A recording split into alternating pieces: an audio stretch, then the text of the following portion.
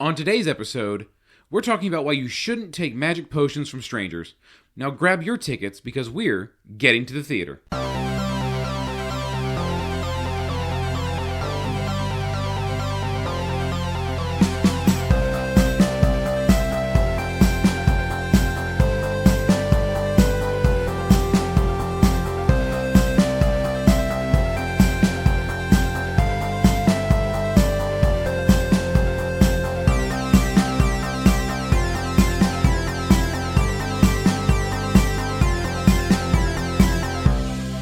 Hello, everybody. Welcome to Getting to the Theater. I'm Adam. I'm Erica. I'm Abby. I'm Etta. I'm Jeremy. On today's episode, we're talking about 1992's Death Becomes Her, directed by Robert Zemeckis. I know that name. He directed one of our favorite trilogies. Back to the Future. Yep. All three of them. Yeah. Nice. You actually picked this movie for us. I did. Do you want to give us a very condensed summary? Super condensed. I can try. One line. I can help. One sentence. Okay. One opportunity. Two quote-unquote friends take a potion to try to one-up each other and end up dying and Yikes. coming back. I mean, yeah. Yeah. Pretty much. Yeah.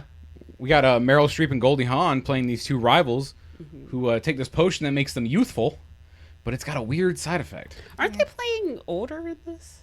They are actually. Are they? They're playing a little older. They're both playing about so slight. just slightly, because I think Goldie Hawn was 47. 47. Yeah. Meryl Streep Streep was 43. but they're both playing about 50. Yeah. So it's not a huge stretch. No. And they put the makeup on them in the 1992 time to make them look old. They looked great. They look fantastic. They look great without the old people makeup. Because like before, I was like, damn, that's a rough 43. And then I was like, oh, old it's people makeup. Yeah. Like even Bruce Willis in this movie. Bruce Willis was only 37. Yeah. And they put old man makeup on him, which I think looks good, except for seeing it in high definition, you can really see that neck makeup Ooh. not looking great. Like Christopher Lloyd from Back to the Future. Oh, yeah. But our director here, Robert Zemeckis, apart from Back to the Future, he also directed Romancing the Stone. Never seen it. It's a fun one. I feel like that's a stay tuned, though. It might be. Johnny Bago, which is a TV series. He directed one episode of, but he did Forrest Gump. He did Forrest Gump? Yeah. Nice. Why did I think someone else did Forrest Gump? I don't know. He did a couple episodes of Tales from the Crypt from the 90s. Nice. That freaking show. Is he still alive? Robert Zemeckis? Yes, he is. Oh. He did the absolute steaming pile of dog shit that is What Lies Beneath. I don't know. Harrison who that Ford, is. Michelle Pfeiffer. It's not good. This movie was actually supposed to be a prequel or sequel to Tales of the Crypt. Yeah, I Yeah. read that. It was supposed to be like an episode. Yeah. Yeah, and then they just turned it into a feature-length film. Wow. It was actually much longer, but they cut a bunch of stuff out to really streamline it. Right. Which is good. Yeah. I think it was the perfect amount. Like, it did not need to be longer. It didn't need to be shorter. No, there's actually, if you look at one of the original trailers for the movie, there's an actress in the trailer whose name I don't remember off the top of my head. I have to look it up. But she was completely cut from the final version of the movie, but she's still in the trailer. Oh. And it was supposed to be a bigger subplot. Oh, But shit. they were like, this is taking too much. We need to cut it all out. Yeah. I think I'm getting Tales from the Crypt mixed up with Goosebumps. It was R.L. Goosebumps Stein? Goosebumps was Tales from the Crypt for kids. Okay. That's a perfect way to describe it. Because I was like, No, you definitely are. yeah, because I was. Those two shows are not similar. And Are You Afraid of the Dark? Or Are You Afraid of the Dark was for nobody because that shit was terrifying. Oh, I thought you. Oh, I so thought you were gonna say terrible. I was like, no, it's great. It was terrifying. I just remember being scary. Very scary. Also, Oh, yeah, the very actress scary. that was cut is Tracy Ullman. Oh my gosh, Yeah, I don't know her work off the top of my head. I'm sure I've seen her in she stuff. had a huge talk show in the '90s. She was a stand-up comedian. Yeah. That's where The Simpsons debuted. Yes. Yes. Okay. And Bart Simpson Yeah. debuted on the Tracy Ullman show. Yep. But her role from this film was completely cut. As But long you as she still got see her in paid. the trailer. Crazy. She probably was did she get paid, supposed to play like a Someone secondary... Meryl Streep knows. Oh, I wasn't sure if she was going to be another love interest for Bruce Willis. That would be too much. That would have been too much. Yeah. Yeah. But I believe from what I read, she's just a character who interacts with Meryl Streep. Yeah.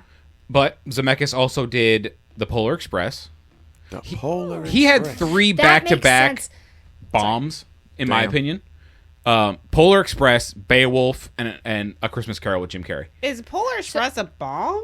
I didn't enjoy it. That doesn't make it a bomb. But he said I it's a said, bomb. in my opinion. I don't like the teeth.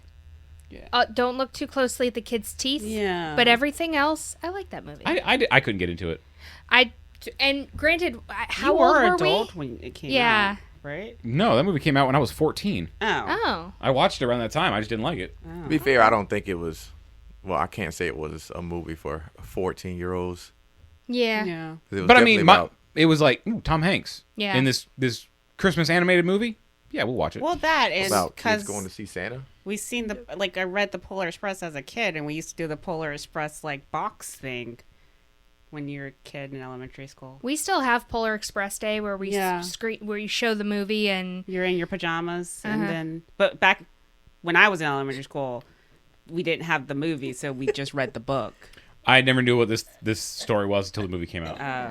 Yeah. I never saw Beowulf, and then just this past Christmas, Erica and I watched A Christmas Carol. That was nightmare fuel. I watched Beowulf in high school. It was terrible. Which one? There's Oh. several. Yeah, maybe it's not the same Beowulf. What year did that Beowulf come out? I think it was this Beowulf. I This think one it was was this one. 2007. The Yeah. the CGI one? Yeah, with Yeah. Ray Winstone. I watched it in one of my English classes because yeah. Actually, it's interesting that you bring that up. So I looked up who did the score because the score for this movie was great. Alan Anthony Silvestri, who did the music for The Mummy Returns and I believe The Mummy, Practical Magic, Oh. Predator, The Polar Express, Lilo and Stitch, and like a whole bunch of other stuff, but like really, really good music. I was very impressed. The theme of this movie kind of reminded me of the theme from Clue a little bit. Yeah. Just a hair. But the lighting also gave Clue vibes as well. The fact they were in a Yeah. mansion also helped. Yeah. But to round out Bobby Z's, You gotta stop Bobby calling Z. him that. I love calling him that. Oh, Bobby Z. His filmography here. We have Flight, that Denzel Washington drunk pilot movie. Oh. The Walk, Allied, Welcome to Marwin, the remake of The Witches. Is that as scary as the original? I have no idea. No. I didn't like it as much as the original. Because it's not as scary. Well, I watched it as an adult, Oh, okay. but the original was terrifying. Terrifying. I will say the remake was a lot more faithful to the book, Okay. including the ending where the boy spoiler alert, does not turn back into a boy and spends the rest of his life as a mouse. Hey man, all the cheese you can eat. Yeah. But What then book was this? The Witches. Damn. By Roald Yeah. Dahl. Raw doll. And they even talk about the mortality of a mouse versus the mortality of a human. So, like, that kid died early. He was dying pretty soon after. Yeah. He became Stuart Little. No. And he got adopted Don't do it. by Gina Davis and Hugh Laurie. But then he also recently directed a remake of Pinocchio. And, Wow. and Oh, that here, was good. And, no, not that one. Oh. But he's done so much stuff with Tom Hanks. There's a Pauly Shore Pinocchio movie that came out. It was like Russian originally, and then it came to the U.S. And then when it was dubbed in English, Pauly Shore was playing Pinocchio. no. And he's like, Father, I want to go out into the city. when can I go? Oh my. Ridiculous. Sounds like a little twink. It is so fucking funny. It's very Pauly Shore. But this movie was also written by Martin. Scorsese. Not quite. Can you imagine? There'd be a whole lot more swearing in this movie. So much more. Martin Donovan, who he does a lot of TV stuff, nothing I'm really familiar with, but it was also written by David Koepp. Why does that Who- name sound familiar? I'm very familiar with David Koepp's work because he writes a lot of screenplays and scripts for movies. He did, let's see, movie. Toy Soldiers. Oh, Death wow. Becomes Her. Well, 91, then 92. Soldiers. In 1993, he directed he wrote my favorite film, Jurassic Park. Oh, shit. Yeah, he did Carlito's Way, The Paper, The Shadow, which is wild, Mission Impossible, Oh. The first You one? like that movie? yeah, I do. The Lost World, Jurassic Park, Snake Eyes, Panic Room, Spider-Man, Oh, Panic Room's good. yeah, Secret Window. Secret Window got very mixed reviews, but I feel like Is that the one Like, with it- Johnny Depp? It is. Yeah. You I stole thought it my was pretty good. story. Yeah. Zathura, War of the Worlds. We don't talk about Star. Never saw it. Ghost Town, Angels and Demons. He oddly enough, did a little bit of work on Lego Indiana Jones 2, but I assume that's because they used audio from the films in the game. Oh, so they had to credit him. Crystal Skull, Yeah. too. Yeah. Jack Ryan, Shadow Recruit, Inferno, the 2017 Mummy. That movie sucked. That movie was bad. I With haven't Tom s- Cruise. I refuse to watch But it. Jake Johnson was an upside in that movie. Sadly, he was only in it for a few minutes. Yeah. I haven't even seen the third Mummy movie because I refuse. Oh, what I never They watched it They either. recast the kid, and I was just Oh. like, no. Well, yeah, because it jumps ahead. Yeah. My biggest complaint wasn't recasting the kid, because the kid was fucking insufferable in the second one. My thing was they recast the wife. Yeah. It went from Rachel Wise to Whoever. a lady whose name I always forget, but I know her face. But then Shout out wasn't- to her if anyone knows. Was there also a different mummy? Yeah, it was Well, they Jet were, Li, They Yeah. were in a the different. Dragon Emperor, Yeah. I believe. They were in China. Do they have mummies in China? Yeah, there are apparently. dead bodies everywhere. Yeah, but were they mummifying them? I mean, I'm sure I would have had to have seen the movie to understand whether or not they were doing that. I don't remember. Never saw it. I'm pretty sure I did see it, but I think I blocked it out. And most recently, David came back to the world of dinosaurs because he also wrote Jurassic World Rebirth, I liked that one. I know I you need to see didn't it. like it, which but is I like liked it. it's like watching someone play a video game. Oh. We have to go get this DNA from this sea animal. We have to get DNA from this air animal, and we have to get DNA from this land animal. Oh, that does sound like a quest line. It's a bunch of fetch quests. It was better than the last Jurassic World movie. They're alive, But it was still pretty like bad. me. Oh god, There's a fourth mummy coming. there is. There Yeah, is. there's a fourth Yeah. mummy. And Rachel in production. Wise and Brandon Fraser are coming back apparently. And The kid? Arnold Vosloo, I think is his name. He played the mummy. Yeah, Yeah. I love that movie. the first one is You great. do. I like the second one too, and I like Scorpion King. I I'm tried not to- gonna lie, I Scorpion bought King. all three of them in a DVD box set. Scorpion King. Yeah, that movie. Shout out like to it Michael too? Clark Duncan. Yeah, seriously. like that No, movie. here's the thing. If you do camp well, and that was the thing, I don't think that movie took itself too seriously, and that's why it's enjoyable. And they made like 7 straight-to-video sequels to the Scorpion King and prequels, I believe. Was Yeah. The Rock in any of them? No, he was only in the first one. Okay. Which is crazy because didn't he start off in that Yeah, I think Like, that that was was- his So first his movie. His first movie was The role- Mummy Returns, wasn't it? The Mummy Returns when he was playing the Scorpion King, or the Okay. guy that would become the Scorpion King. And they had a big CGI He monster was play him at the end. very Uh-huh. sick that day, and he's like hauling his ass through the desert, and then he has to eat a scorpion. It was just a whole like thing, but yeah, he managed to kind of jumpstart his acting career. Yeah, he Unfortunately. started out playing a villain, and now he plays nothing but big, strong. Yeah, he good plays guys. the same role in everything. I mean, to be I fair, just he watched Red started that Notice. with the Scorpion King movie. But he was a bad guy. I want to see him play more villains. No, in the original Scorpion King movie, not in the Mummy. Oh yeah, but the Mummy movie came before. We were know. introduced to the Mummy, character yeah. as a villain. Yeah. His We never got to first see real role how was he the became that villain. No. No. But I do like that. I would like to see him play more bad guys. I've seen him play a bad guy maybe 3 times. Have y'all seen Once Upon a Time in Hollywood yet? Have not. No. Quentin Tarantino. No. Yeah, I haven't seen it yet. Okay. I've seen Once Upon a Time in Mexico, which is a very different movie. I feel Very- like every very time we bad. bring up The Rock playing a villain, I mention that movie. Is he in it? No, there's a dialogue at the beginning of the movie that's explaining why you kind of probably don't want to do that. Oh, okay. One day I'll watch that movie. Yeah. But the movie we're supposed to be talking about, Death Becomes Her.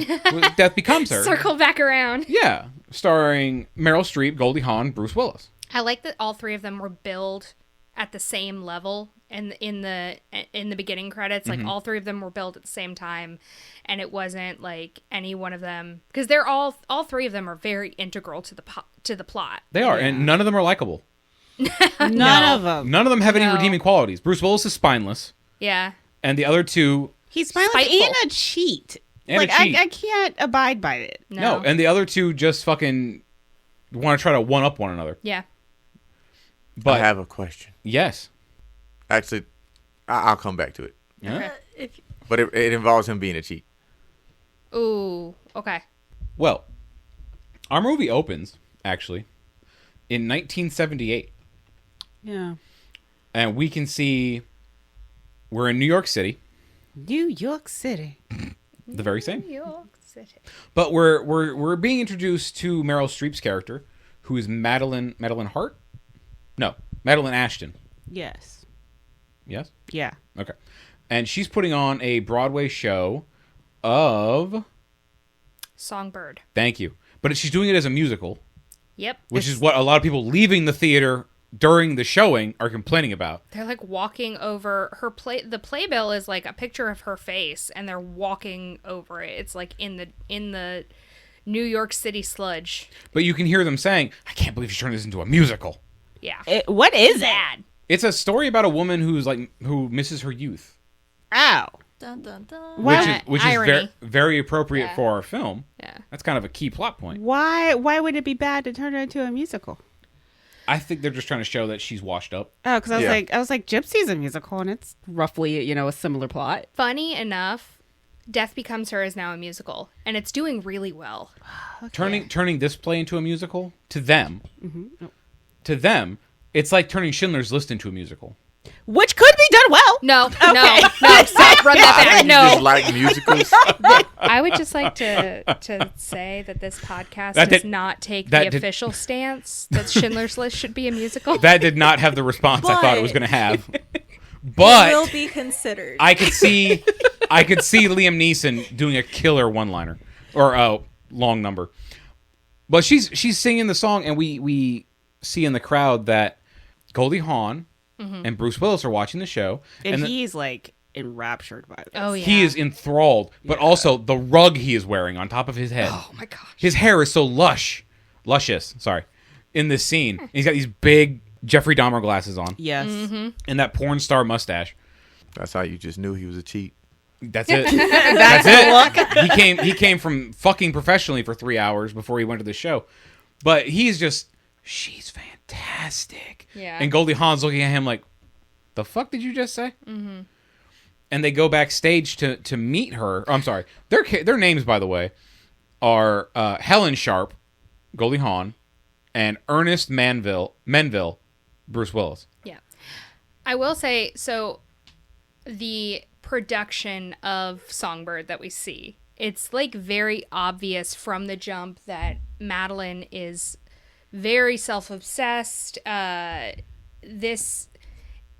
The song just takes so many twists and turns. There's Quite literally. like it's very it starts like very Broadway traditional, then it becomes a disco, and like there's this whole going down the stairs, very gentlemen prefer blondes moment. Like it makes no sense. I understand why people were walking out. And you can even see as we're seeing the show happen, like not even before, like we saw it when we were going into the theater, but once we're actually in there, you can see people getting up from their seats and be like, "This is trash. Let's get out of here. Let's go get some Yeah. McDonald's."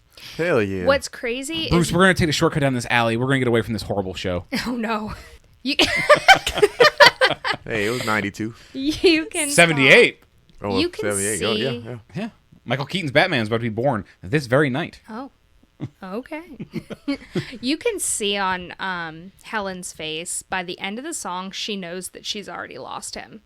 But my thing is, she knows the routine. Yeah. That what happens when she brings men around Yeah. And she did it anyway. Madeline. I can't say Why Marion. would you be friends with somebody who has stolen multiple men from you? Multiple. Like partners? Absolutely not. I believe at the end of the movie we get the full list, and it's like 3 separate men Yeah, no. that Madeline has stolen from Helen. Yeah. Which, to be fair, if it's that easy for them to be stolen, you probably didn't want to be with them anyways. It's like But that doesn't mean it's not going to hurt your psyche. right. No, it's like what happened with fucking oh my god, Meg Ryan and Bill Pullman in Sleepless in Seattle. Oh no. Fucking Bill Pullman lost her to a voice on the radio Yeah. that she was stalking from all the way on the other side of the country. I love Bill Pullman in that movie. Bill Pullman was great. Yeah. They make him out to be a fucking dweeb, but he's a great character. Sweet guy. They go backstage, and Helen is introducing Ernest to Madeline. And just off the jump, Madeline is like, ooh, Helen's got a new man for me to steal. Yeah, she Yeah. like I can fluffs work up this. her tits Yeah. before they even get in the room. And they really, the makeup artist had to go and the costumers had to go out of their way to make Goldie Hawn look bad. I said that last night when we were watching it. They really whole went. time I was like, damn, she looks rough, like so dumpy looking. Yes. But it's that drab. fucking sweater vest she's wearing. Yeah. They did a great job. And the boxy ass haircut they put on her. Yeah. And her hair looks very wiry. Mm-hmm. Like Very like, dry. Yes, thank you. And like Abby just said, they make her look awful. They wash her out a little bit too. I Great think. fucking job. And she's just like standing there and she's just twisting this handkerchief. It's the thing she does earlier in the movie. But as Madeline is flattering Ernest and Ernest is like swooning over Madeline, she's like, have you two picked a date yet? And Helen says yes. And Ernest says no. And they say it simultaneously and they both kind of look at each other like, oops. And Sorry. at that moment, had I been Madeline, I would have been like, all right, I'm not Madeline. Helen? Helen. I would have been like, all right, well, this is over. So I already fucked this up. Yeah. I shot myself in the foot. I wanted to show you guys. She fucked herself when she went to the show. Right. She Yes. already knew. She should cut this woman out of her life completely. Yeah. She's already fucked her over twice. Yeah. Stupid. But also, sorry, go ahead. No, I was just going to say, I don't know if it's like a proximity to power thing. Like, you know somebody famous from school, so you're still kind of like, still being, and let's be honest, Helen don't look like she got a lot of friends. So even if you have like one really shitty friend is like maybe better than no friends at all. No, fuck that. Fuck that. No, I can't agree with that at all. This is the picture of the cast from the Broadway show, and I just want to show you like how well they did casting this. You can tell exactly. Is that Michelle Williams? Yes. Yeah. Plays the I can't remember her name from the movie. The woman with the potion. Oh. Oh. Really? Michelle Williams playing that? Uh-huh. Wow. Look at those Liesel. tits. though. Liesel? Liesel. I mean, Liesel, by the way, we haven't talked about her yet, but she is played by Isabella Rossellini. yeah. Yes, Yeah. Isabella Rossellini. And her character's name is... well, I keep wanting to say Liza, but I know it's not. It's Liesel. Okay. Liesel? Liesel. Is she turning 16, going on 17? No, she's turning 72, going on 30. Yeah. But we'll get to her. And her lack of clothing. But like real fast. Best clothes. I hate these nicknames for each other. Mads and Hell. I thought it was L. I thought it was, No, it's Hell. Oh, okay. I think it kind of goes to show how Crazy. much and- they actually don't like each Yeah. other. Because they're both mad and they're about to go through hell. Yeah. I mean, it's appropriate. I read something online that like there's 3 names. They're supposed to be madder than hell.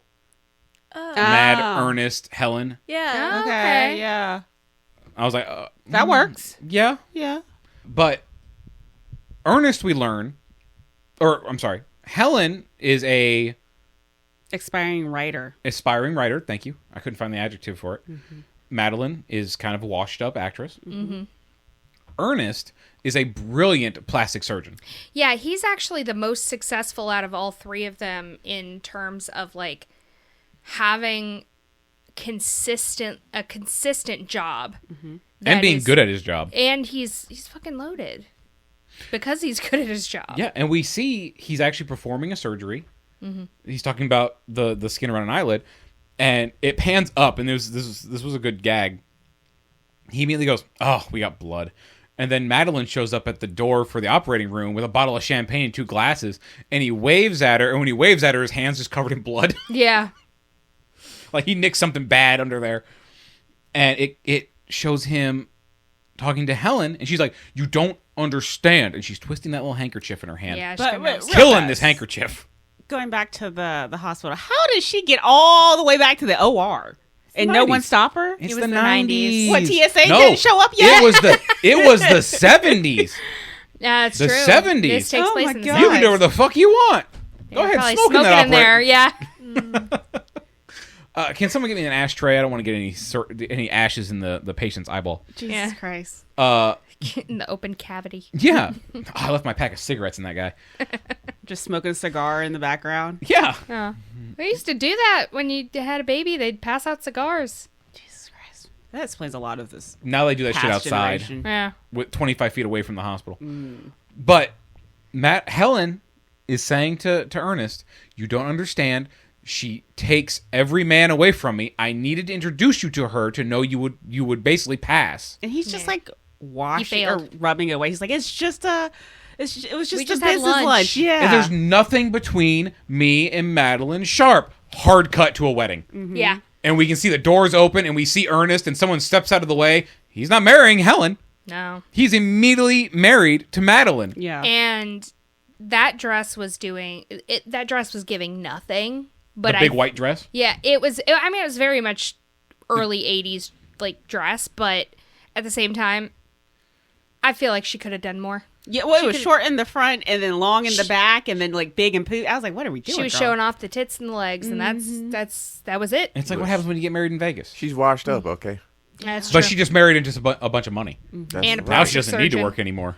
And a plastic surgeon who can keep her looking young. Ish. Yeah. Yeah, man. Hopefully she doesn't turn out looking like fucking Mickey Rourke. Plot you know. twist.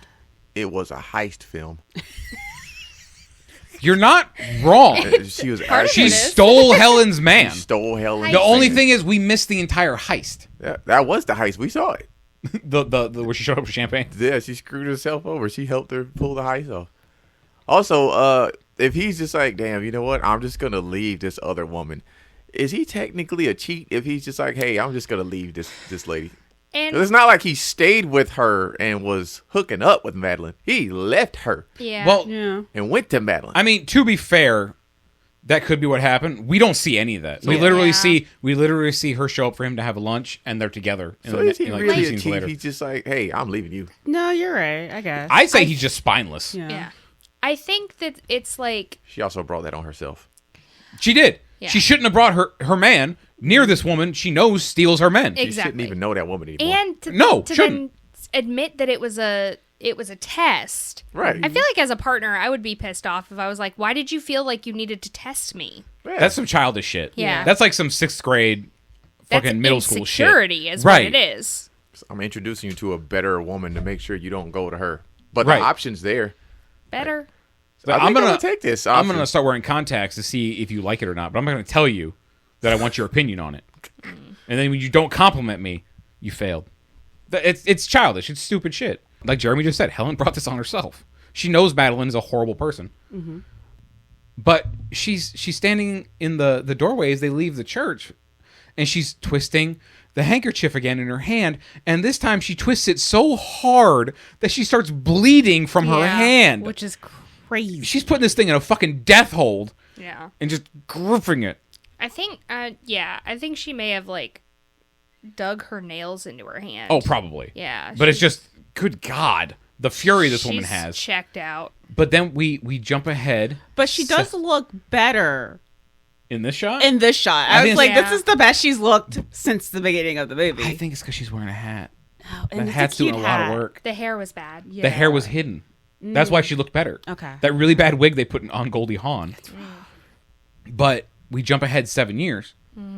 And we jump ahead to a gigantic ass in front of a TV. I hate this part. It's really rough and really fat phobic. It's extremely fat. It really puts a bad look on people who like cats. that. It falls very hard on that single woman, like sad at life, who loves cats. Yeah, because Helen, now is in this little apartment with well over a dozen cats. We see many there's a cats. whole wall of cat feeders. There's trash and garbage everywhere.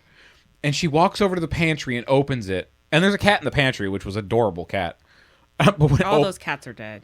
Oh, absolutely. Yeah, let's be real. Even if you are a cat lover, I feel like everyone could admit there were too many damn cats in there because no matter how many Roombas you got, how much you're cleaning and emptying the litter box, it's going to smell like cat pee in that apartment. Oh, my God.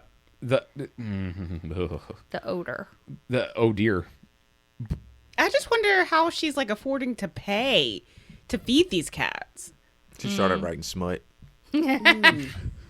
92? Yeah, she's got that Harlequin romance deal. I was going to say the Playboy. She's selling her independent Paperbacks. stories on Amazon. But we see she's feeding the cats because there's cat feeders everywhere. Mm-hmm. All she is eating is tubs of frosting. Yeah. Another thing of like, how is she affording all these Frosties? Because when she opens up the cupboard with that cat in it, it's just lined with frosting, and the cat's just chilling in there like, hey, you going for chocolate today or vanilla? What are we doing? I hate how she eats it too. That's so Yeah. gross. It's just scoops with her fingers. And it's like I know her fingers got to be sticky, so she's also like probably petting these cats. So it's like, oh yeah, it's terrible. Oh God, Very bad scene. Oh, It makes me so mad how Holly, and granted, things have gotten better, but they're still not great. But like, to look at what Hollywood was like, yeah, if you're unhappy, you're gonna be fat, and if you're fat, you're definitely eating frosting. just frosting There's straight out of the tub. On a recliner. You can either be skinny and hot or a fat slob. Like, there's no in between. It's like, what the fuck? But with her frosting coated fingers, she sits down in her recliner and she puts on a wonderful Michael Caine film called Dark Windows. Can we talk about the bad prosthetics of this though? Oh, they don't hold up well under high No. definition. No. They make Goldie Hawn, they give her fat face. They gave put her her in like a big 6 fat chins. suit and still has that really awful haircut. But it's really matted. Now it's and really nasty. gross. Probably from the frosting. All the frosting she's eating. I'm surprised she doesn't have diabetes. She probably does. Well, she's watching this movie, and her favorite part comes on, and that's the scene where Michael Caine's co-star, Madeline Ashton, I keep getting their last names mixed up, is strangled to death. Mm-hmm. And she keeps rewinding the scene of Madeline getting murdered, and her landlord starts beating on the door like, hey, this is your final eviction notice. You need to come out here right now. He was really sweet about it to start. He started nice. He was so nice. I was like, damn, that's nice. And then they kick the door down, and the police drag her out. And the whole time, she's still just rewinding that scene on the TV. And it was really funny. One of the cops is just reading her Miranda rights, but he's got it on a little card. Yeah. And that made me think, like, we never use this, so I gotta write it down. To make sure I remember. Yeah, because I don't have it memorized. We usually just throw people in the tombs. But you have the right to remain silent. Huh? I think they do have them on cards. I know. I was just cracking a joke at the NYPD. Yeah, well. It's not the LAPD. And we jump to now Helen is in a Mental institution. mental institution. And this is actually the same mental institution set that was used in One Flew Over the Cuckoo's Nest. I was thinking thought it looked similar. so. Yeah. Yeah. Fucking nurse Ratchet. Is walking around here somewhere torturing Jack Nicholson. Yeah. And they're sitting in a little therapy circle. And the women are all kind of like huddled up together on opposite sides. Did you of clock Helen. who was sitting there? Mm-mm. It was Kitty Foreman from That 70s Show. Really? Oh. Yeah, she was one of the patients. No, I didn't notice Jean that. St. James. Yep. Wow. I was like, what? Oh, what did That's Red Foreman's do? Mom. What could be? This would have been after the 70s. Oh, Yeah. you're right. Yeah. Because it's 7 years, so now we're in 1985. Yeah, something like that. They get to see Back to the Future. Marty, we got to keep this potion away from these crazy girls. Which has also been made into a musial. Funny. Has it really? Apparently, it's really good. Like, shockingly good. Wow. We should go see it. Okay. It's touring. Marty. I've been doing that all week. I can't stop. We've been talking about it. Fucking great movies. But they're sitting there, and the therapist and everyone is put out. The therapist, before she even starts talking, she's like, Helen, do you have anything you want to talk about? And all the women slowly turn to look at her, and she's still twisting the handkerchief in her hand, and she's like, yes, I would like to talk about Madeline. And all the women start screaming. Like, oh, we've been hearing this for 6 months. Shut up. And the therapist tells her, like, look, you have been here for months. You have made zero progress. I don't know what the fuck else I can do to help you. She's like, you've lost 0 pounds, and I'm like sitting there like, don't y'all have her on like a specialized diet? Like, They're controlling what she eats. Yeah, I was like, this feels like a y'all issue. Yeah, that's like they're fucking up. Yeah. But they keep going into her cell and they keep finding frosting. Where do you keep getting this from? It's in your mattress. Your roommate was made of frosting. What happened? But the therapist says something to her that triggers something in her. And it's something about Madeline. Like, until you get over this... No, she's like, you have to eliminate. Yes. Yeah. Thank you. And that was the wrong word to use. Because she's like, you're right. I need to kill her. Immediately. And she's just like, oh, you're right. And even the therapist goes, I'm right? About, like, what are you talking about? And honestly, I'm be real with y'all. Like, as soon as I walked down the stairs of that wedding and I saw she had married my man, I would have been like, she got to go. She got to die. But that honestly would have been boyfriend number one that would have happened with. But No. Helen's a 3 strikes and you're out kind of gal. gotcha. Baseball rules. Yes. Yeah, she's a big fan of baseball. America's pastime. Well, we jump ahead now. We see like these big, beautiful houses. I think we're in Beverly Hills. 92. Right, because it says another 7 years later. Yeah. And we are officially in the present day. The 7-year jump on purpose? Like, is there like a symbolism to it? Eh. I don't think so. I don't know. I mean, it really just helps cement how all this stuff can happen. But from the time we meet these characters till the time we get into the present day, But 7 a lot happens. Yeah, 7 is such a like a weird number. Why not like a 5 or like a 10? It's got to be enough time for them to age significantly. So it couldn't have been like a 2 or 3. And then they couldn't Jump. maybe they didn't want to cake him up with too much makeup. Yeah. Having him look like Max von Sydow from The Exorcist. But Because But then yeah, they I would don't- also I don't- have to like severely like age them down, I guess, if they went 10 So- years. Yeah, aging them down was just taking everything off. Yeah. yeah, because once they take everything off, Meryl Streep looks great. But they would have had to have her look like a So does- 20-year-old in the night, like in the first clip, if they did 30 years instead of 21. Yeah. Okay. Yeah. I think it's just showing like, hey, how much time can we feasibly put on their faces with prosthetics, and still when we take it off, they still look young. There also needs to be a certain amount of believability for Helen to lose the weight.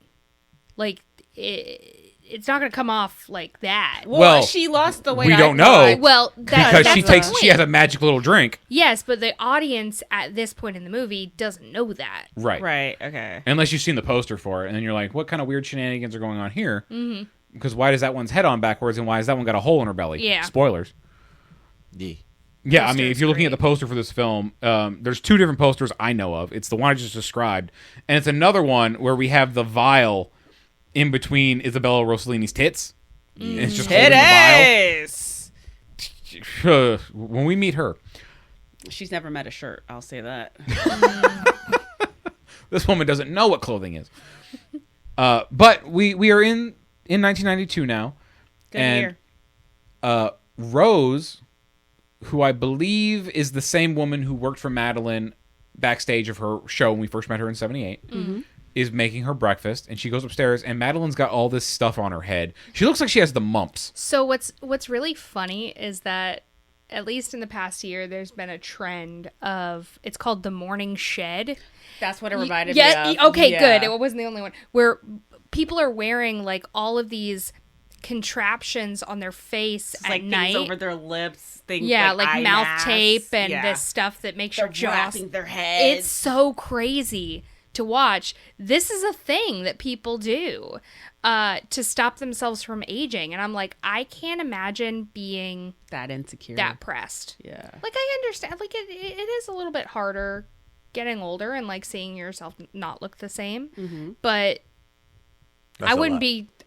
you're sacrificing... You have to be sacrificing good sleep. And Gotta good be. sleep is going to... Well, she's probably drunk or on drugs, as she's rich. She's definitely on drugs. She's probably taking tranquilizers at night. Right. I gotta take something to help me sleep. All this stuff is so uncomfortable, Good but I old look horse pill. great. Those poor bastards don't even realize that most of the aging takes place during the day. They're fucking it up. Yeah. They're probably not wearing sunscreen. And then good sleep and enough water. Those 3 things. Oh, people back in the day definitely didn't drink enough water no. Or any water. or any water. It was in the ice cubes in their bourbon. Oh, yeah, that's true. That's true. Don't drink straight water. Fish fuck in there. But to quote Bill Burr on the aging thing, it's like if you're 50 and you look 50, you didn't get fucked. Right? Yeah. You look your age. It's fine. Calm Yeah. down. Don't do what so many people in Hollywood have done where they look like fucking monsters now. But Rose comes in, wakes her up, gives her her little bed and breakfast, or breakfast in bed, sorry. And she says some line about, don't you have something to say? And she goes, well, it's only Wednesday. You want me to say that on Thursday? No, I think you should say it every day now. And she says something about, you look younger every day. Well, thank you, Rose. I'm just saying, was the job market that bad that Rose couldn't get a new job? Because I couldn't do it. I mean, No. it might just be the fact that she's getting paid a lot.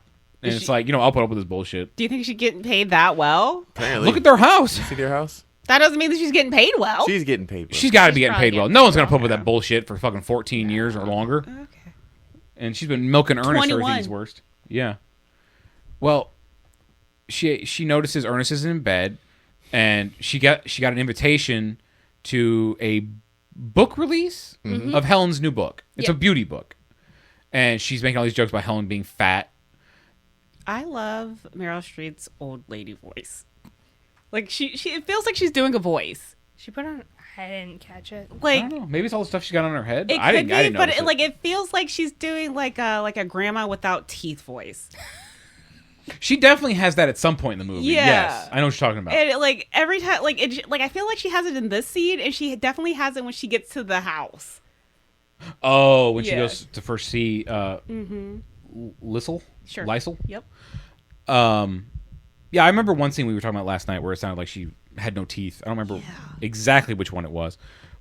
But she notices Ernest isn't in bed, and Rose tells her, yeah, he was asleep upstairs. And we see what has become of Ernest. He is now a alcoholic, overweight, balding drunk who's sleeping on the floor of his study. And Rose comes in with the biggest Bloody Mary I've ever seen in my life.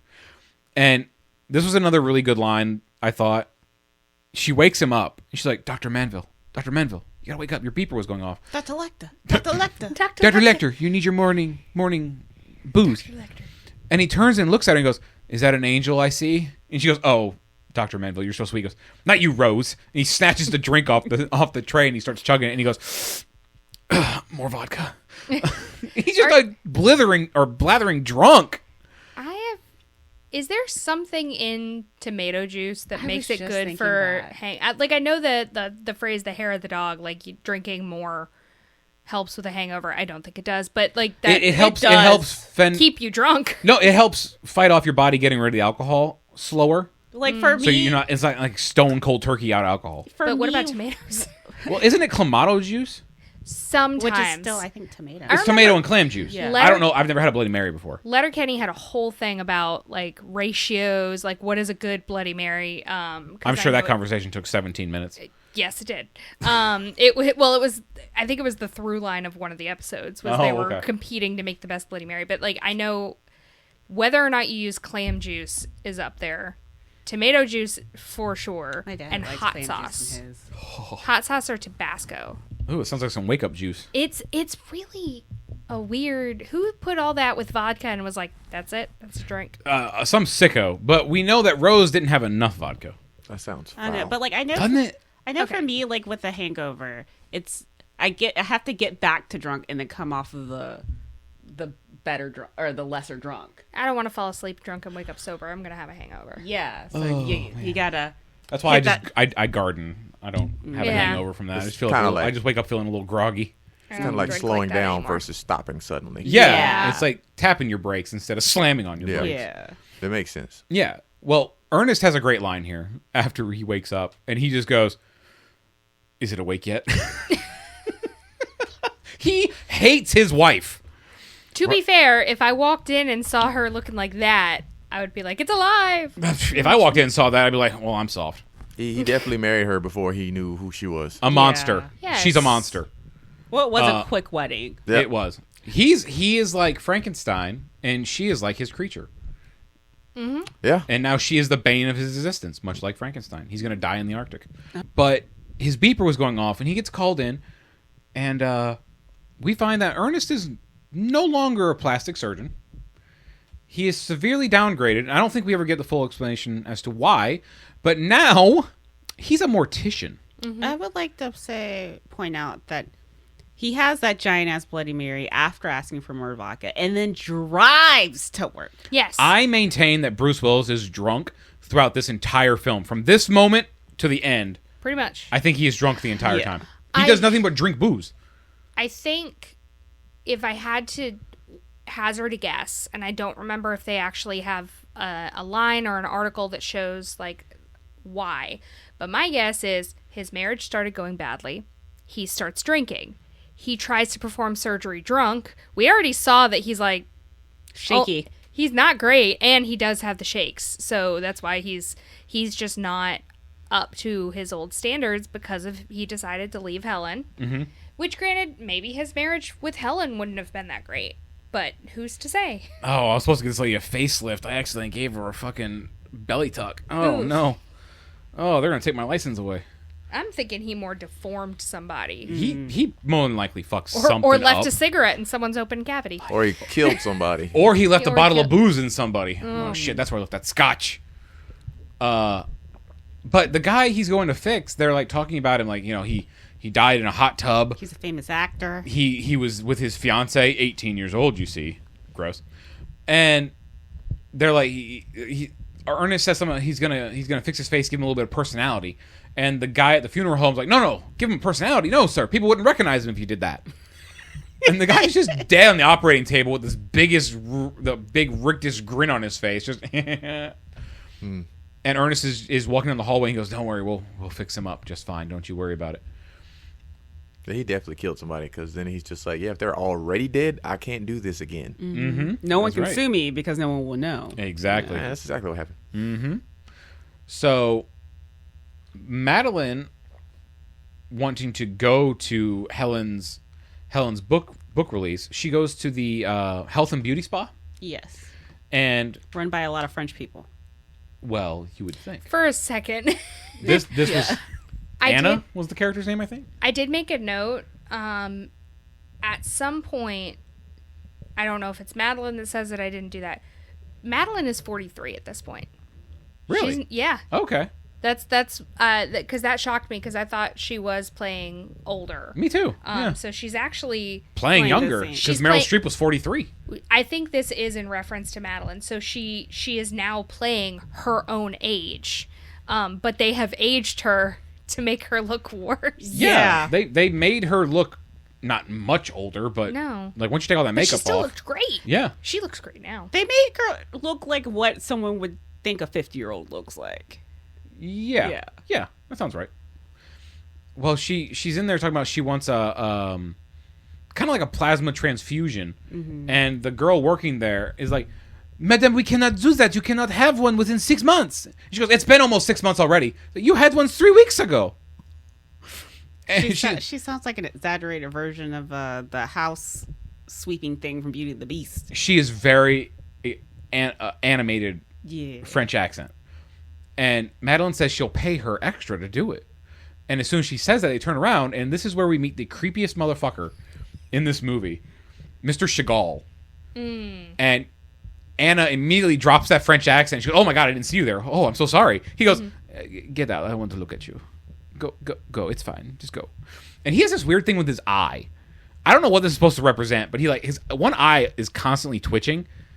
And he's constantly just rubbing it like, "Oh, let me reset that real quick. Hold on." And he's talking to Madeline about what she just said. You know, we know who you are. You're afraid you're losing your looks. Let me switch off this camera real quick. Have you ever heard of Liza von Rochten. Rumen? That was very close. Yes. And she's like, "No." He goes, "Oh, well, she has a very select few people that she will see, but being who you are, I'm sure she'll see you. Here's her card. Go talk to her." You also mentioned that money would be no object, and that's going to be helpful for you. I feel like they offer this to the worst people Yeah. in the world. And we meet a few of the people who it is. And she's kind of just like, weirdo, rips the card up, puts it in her purse anyway. And he leaves, and as he's leaving, his eye starts doing that weird thing again. And I think then we cut to Madeline and Ernest in the limo on the way to the book release. And this is, I think, the worst Bruce Willis looks. It's just something about the lighting and the shot. You can really see those prosthetics on his chin and his neck. Yeah. And he's just sitting there just...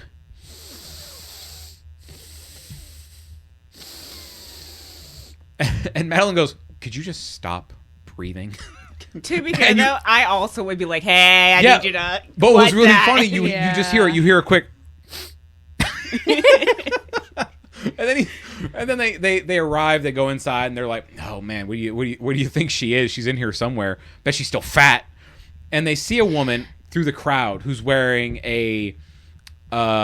It honestly looks like an old couch cover. It does, and it sits on her like that as well. Yeah, So what's funny is that when she talked about Helen being fat, I was like, so you've been checking up on her because she wasn't fat when you stole her man, so you knew exactly what was going on with her. Like you're keeping in touch. Yeah, you're keeping tabs on her. You're keeping tabs because I don't think they were keeping in touch, but they were definitely. She's like Mike from It. She's keeping tabs on all of her old friends. To call them back for the clown fight. Oh, Yeah. jeez.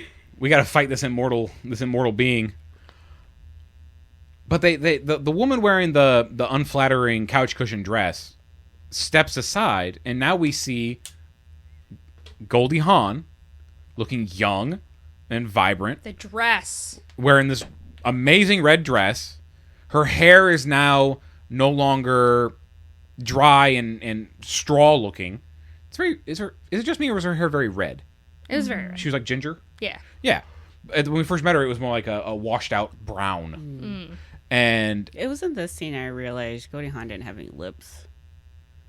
Her lips are very thin, and she was in a movie on. called First Overboard? Wives Club. Ooh, yeah, with Yeah. Diane Keaton, R.I.P. There's a Oh, scene. and Bette Midler. Yes. Yeah. Great movie.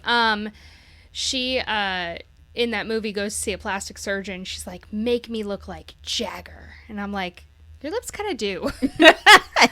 It's a very wide mouth. Oh my God. But I love Goldie Hawn. That's around this time. The First Wives Club? Yeah. I think so, yeah. Yeah, that should be a stay tuned. Yeah, maybe. I haven't seen that movie since I was a child. I think I have the book somewhere. There's a book. Yeah. First Wives Book Club. So Dan Hedaya is in that movie. So they're like in awe of her. And Yeah, the Madeline, lady moves and they're like, oh my God. holy fucking shit. And Madeline immediately is like, we need to leave. Let's go. And Ernest's like, hold on, don't be rash. Let's go talk to her. What are you saying? And then she looks at him, he's like, I'll go talk to her. You stay here. Yeah.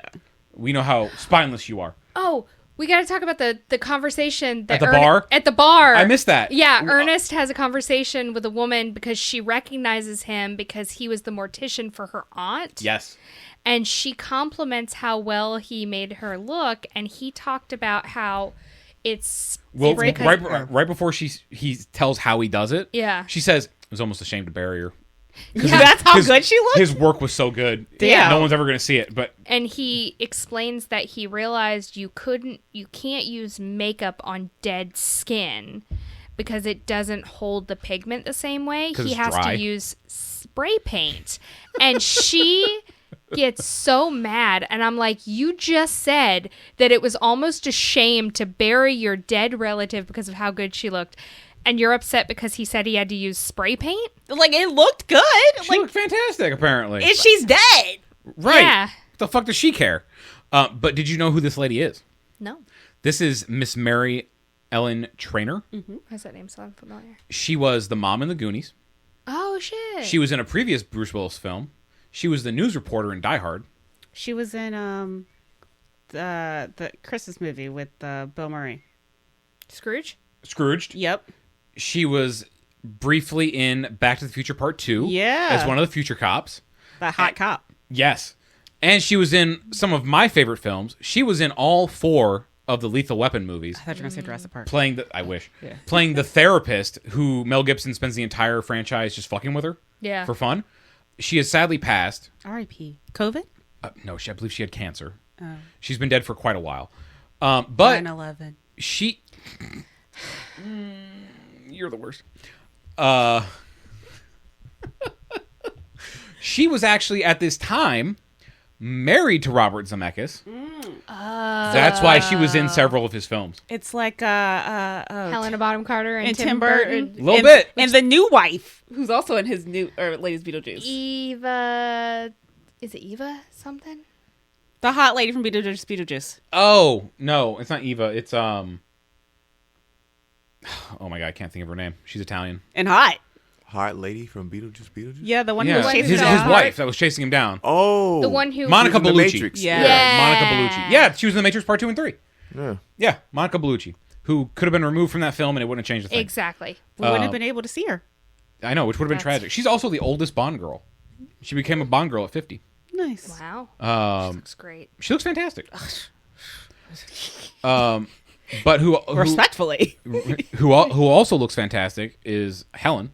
Yeah. Mm-hmm. And when Madeline goes to talk to her, Helen is like, "Look, I don't blame you for what happened between us. It was Ernest. He's a man. It's his fault." And like a scene later, Not even a scene. we see Helen taking Ernest out to a private area to talk to him, and she says the exact same spiel to him. "I don't blame you for what happened. It was Madeline's fault. She ruined your career and blah blah blah." And Madeline is watching from behind a bush, which is very cartoonish. She's literally behind the bush and she parts the branches. But I really like the line Goldie Hawn has. She's like, she's a woman from Newark. Yeah. I don't remember that. Shout out to Newark, New Jersey. And I believe that night we're back at the mansion, and Madeline packs up a bag and she goes to see her little boy toy. Yep. The loudest stumping through the house my God. I've ever seen.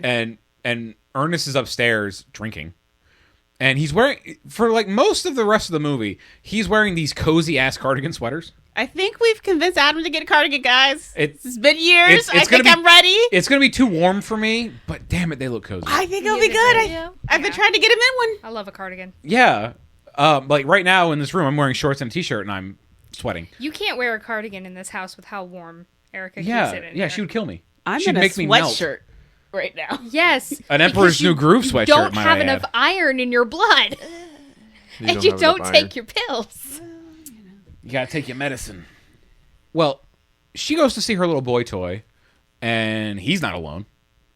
He's there with some young lady. And he's young. Yeah, this guy's got to be in his 20s. And they try to make it weirder than it is. Like someone dating someone younger than them. Whatever. Well, he looks like he has his frontal lobe developed. Right. Yeah. So, He doesn't it's look not like- creepy, least- yeah. He doesn't at look least 18, 25. which would be weird. He looks like he's in his mid-20s. So it's cool.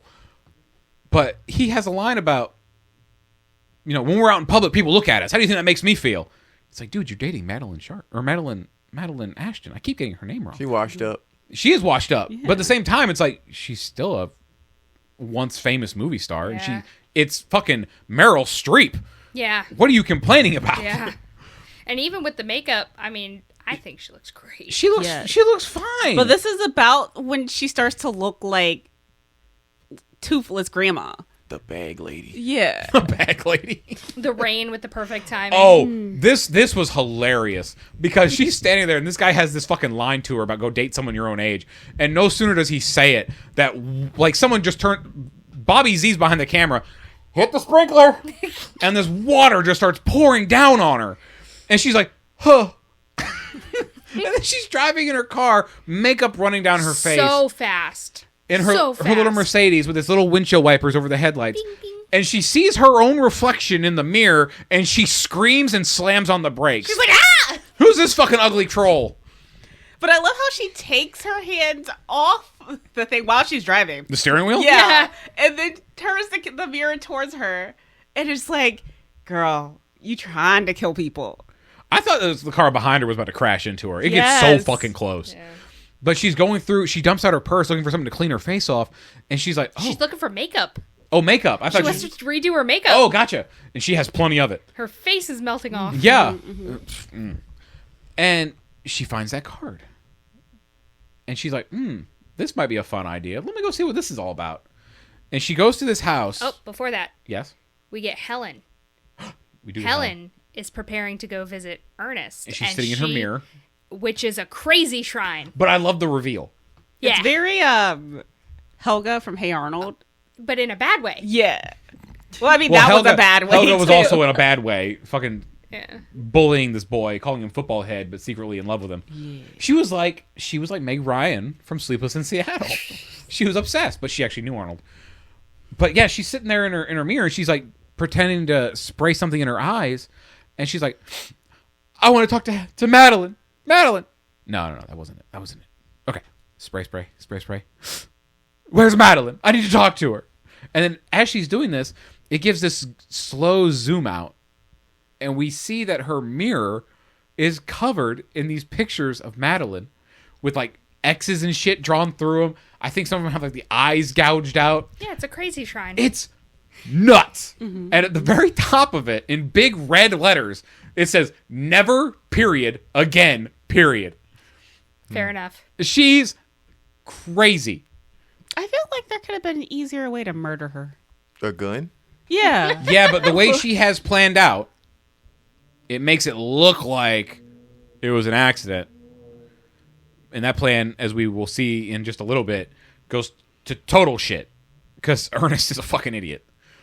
But Well, he is drunk. you know what? You're right. He's drunk. Yeah. He's wasted this entire All film. the time. Yeah. And the glasses that he's drinking out of, these big ass fucking cups, I kind of want him. I love them. Like, I feel like that'd be like a good, like, It's like this if you cut the top off.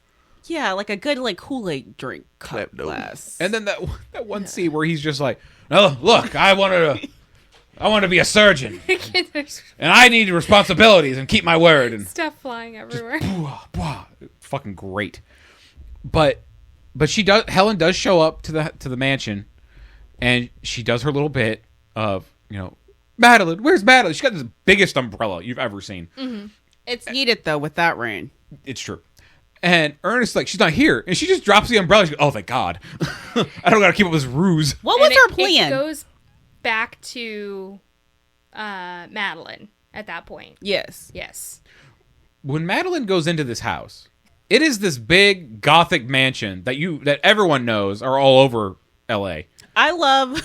They're so popular. I love the pan out shots you get later in matte the painting. movie, where it's like it pans out and you see this castle, this like gothic castle in LA. And it's just like, what are we doing, guys? It's like it honestly feels like she's gonna go see Dracula yeah, because the rain, Or the thunder.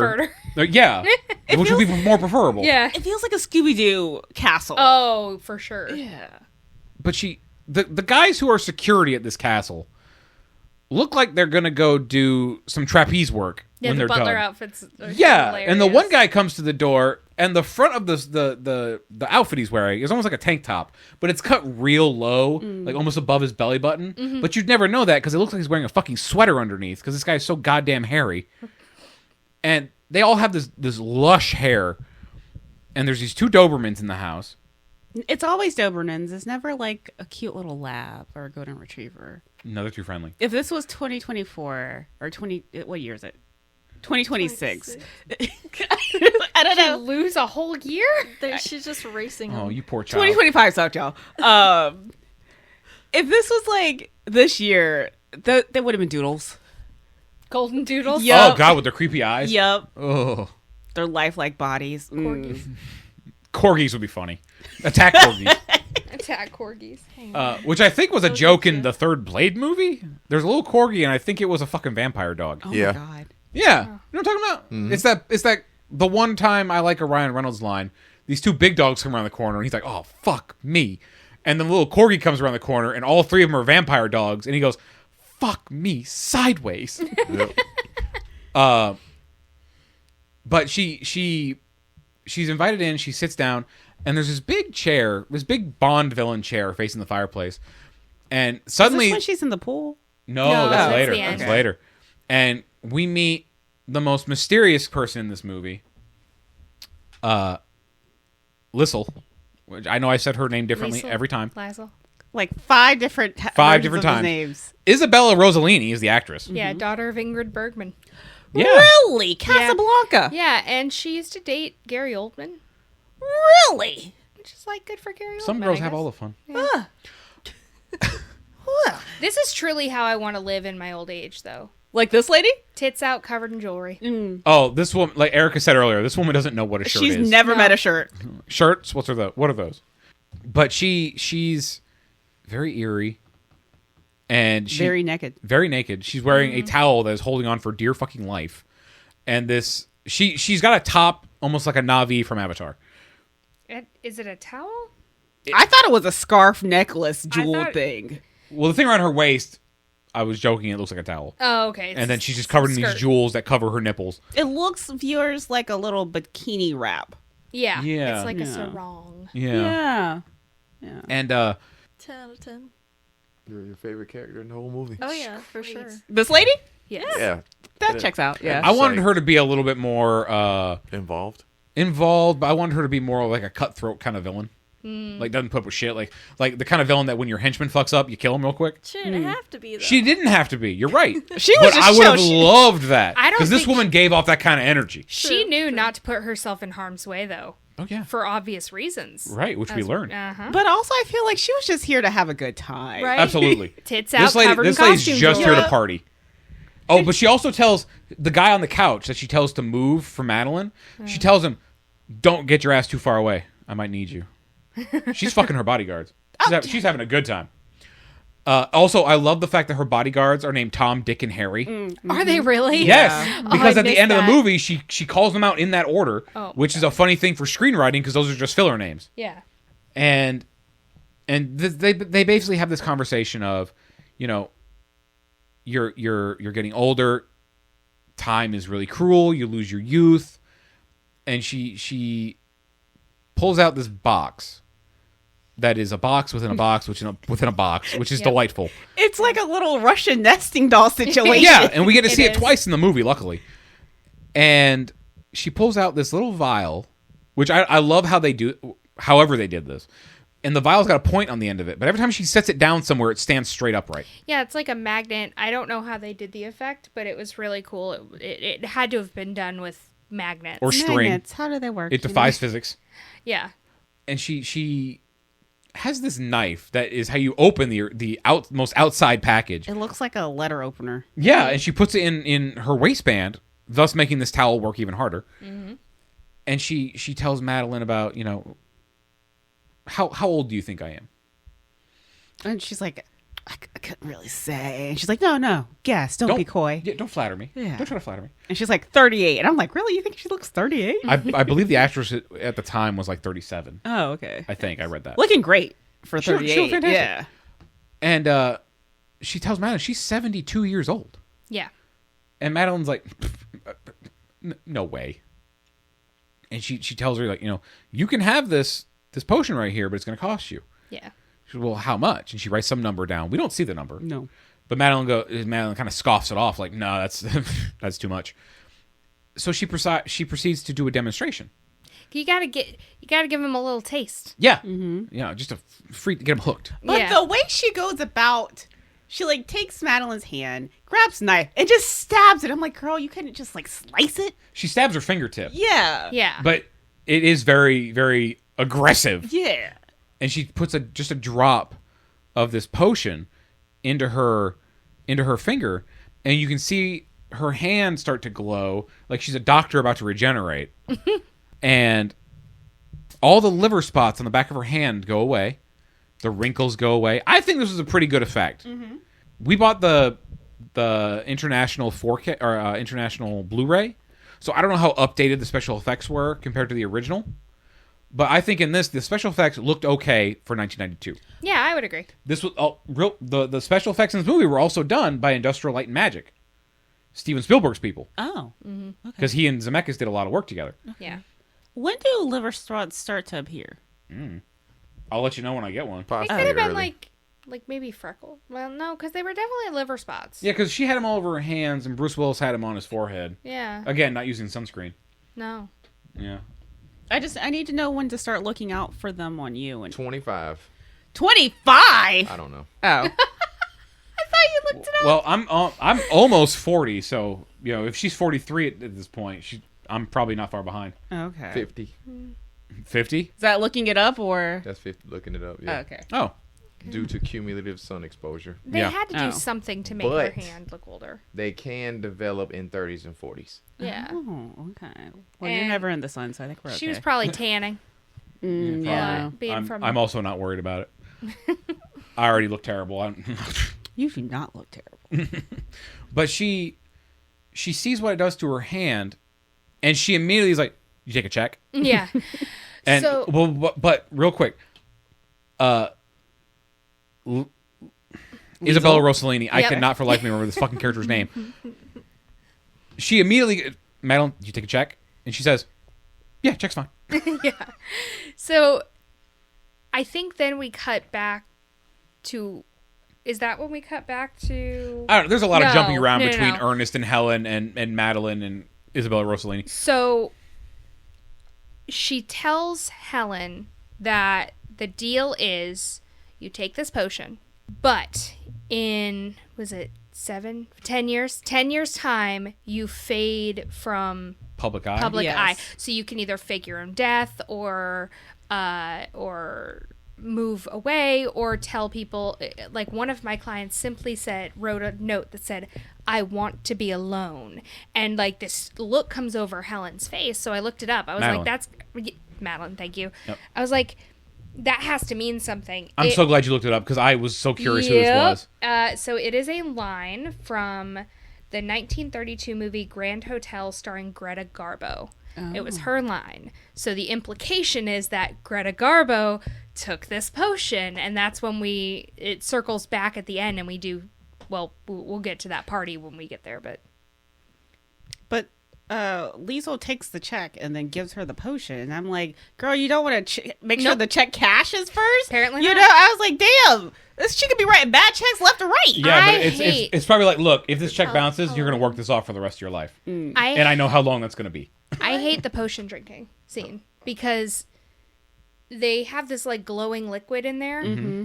Meryl Streep, Keeps drinking like three gulps she's after it's drinking gone. for too long. Yeah. And that means that they gave her an empty bottle to work with. They didn't put any liquid in that bottle. She's swallowing for too long. Yeah. I mean, that's a minor thing. I don't think like it. I think for I also 92 thought the so, effect too. looks Thank you. good with the glowing bottle and Yeah, everything. it's cool. But what's really funny is she tells her the thing about the 10 years. You know, take care of your body. Mm-hmm.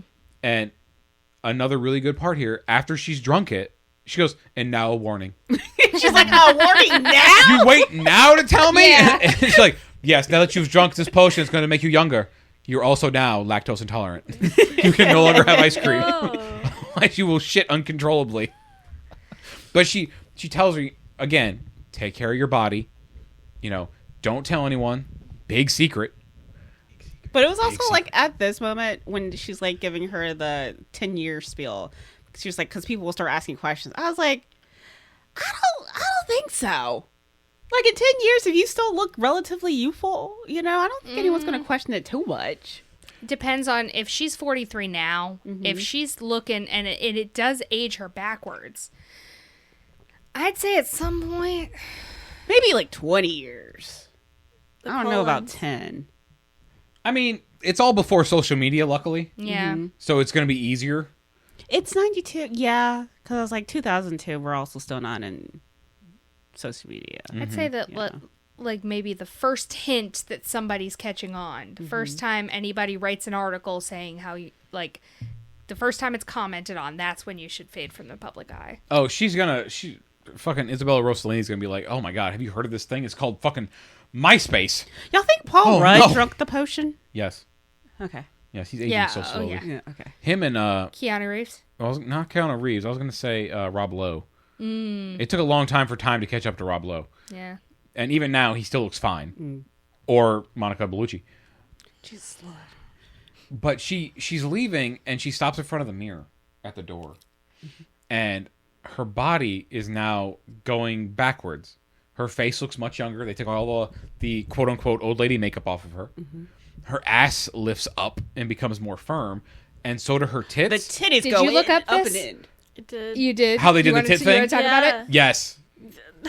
Why me? Because you haven't said you're much the this trivia episode. person. Yeah. Lord have mercy. You're the I tit wrote- girl. We if- know it. If you want me to you do love it, talking I about did. tits. I wrote it down, but Yeah, because the lady's outfit was literally my favorite part. Anyway, This outfit she's wearing right now? No. Yes, the beads. Oh, Oh, different yeah. character. Sorry. That Yep. lady. The beads. So they tried to do it with a bra. Yeah, but they it didn't tried work out. That had like hoists in it. Yeah, It was a pneumatic, air-powered bra, and it didn't look good. No. It not looked at all. unnatural. Well, So- this whole thing looks unnatural. There was a person that actually Came went up and behind her squeezed. and just boosted her up a little bit. In that same shot, she's literally got her hands in the outfit. Yeah. And she's literally push up tit 1, push up tit 2. Yeah. And she's just hiding behind her in that shot. Yup. It and it works. It looks great. Yeah. The effect is Hell of a job. It I would was- like to do that one. It was her personal dresser. Okay. So it was somebody that she was used to having. It wasn't just a rando like, hey, today on set you're cupping Meryl Streep's tits. Jessica, we need you to hold some titties today. Please meet us here at 2. Glory. If Tarantino what a hell had of a way directed. to die. It would have been feet. But this time, don't make the honking noise.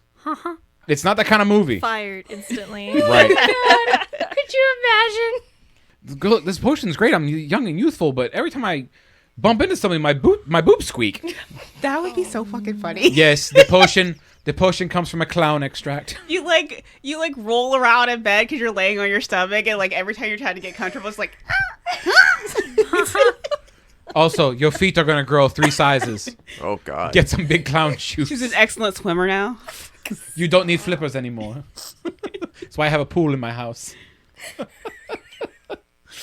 But she's super happy. God. She's ecstatic with her new youthful look. Just to And- bring Me it back too. real fast, though. Meryl Streep's reaction to her finding out about the warning after the fact. Now is you tell me? so good. Hysterical. That was I just love it. You drink this thing, and now a warning. Hey, it's like, no, you should have started with that shit. Now we go back to Helen and Ernest talking about the murder. Also, apparently her name is pronounced Lyle. I thought it was loud the whole time. I just didn't say anything. Oh. You son of a bitch. Yeah. You could have saved me this embarrassment. Well, we're here now. the crocodile. Lyle the crocodile. Adam really liked that movie. It was cute. It was a cute little movie. It was absolutely ridiculous. I loved seeing Javier Bardem playing a good guy. Oh. But this whole time, it's intercut with the scene of Ernest and Helen at the house. And Helen, after she comes in from the initial knocking on the door, she's like, look, I'm not that young, shy woman you knew all those years ago. I can now say things that would make other people uncomfortable, like sex and sexy. And she's getting like real close to Ernest's face. And she's got lipstick on her teeth, which was kind of funny. Oh, really? I didn't notice that. She had a little bit of lipstick on her teeth. Oh, no. And Just the lips. Not enough lips to catch the. Yes. yeah, her teeth were doing all the work. They're making out on the couch, and they come up with the plan. Or Helen tells Ernest that, she's ruining you. Look what she's done to you. You used to be a great surgeon. Now you're just a mortician. Just a mortician. No, not even a mortician. She's like, you're an undertaker. Undertaker. Thank you. And he's like, you're right. Why have I been letting her ruin my life like this? I'm gonna go downtown tomorrow and get a divorce. And she's like, Ernest goes, well, Tuesday at the very least. And he's pouring another gigantic drink. Because when she first came in, he had a giant drink. And he dropped it when she got real close to him and was saying sexy things in his ear. Sexy things like sex and sexy. sexy. Yeah, it's hot. That was doing it for me. Oh boy. I'm sure Kurt Russell was just off camera going, woo! But she's telling him, like, this is California. She's going to take you for everything you got.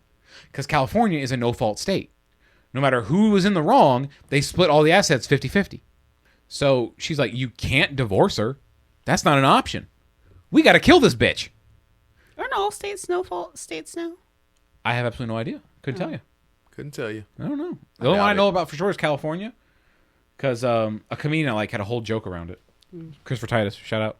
California is a no-fault state with that big fault that they have. Ironic. Oh, my Oh God. my God. It's the fault state. Well, there's a giant fault running through Charleston. Helen and Ernest are having the conversation now of killing Madeline.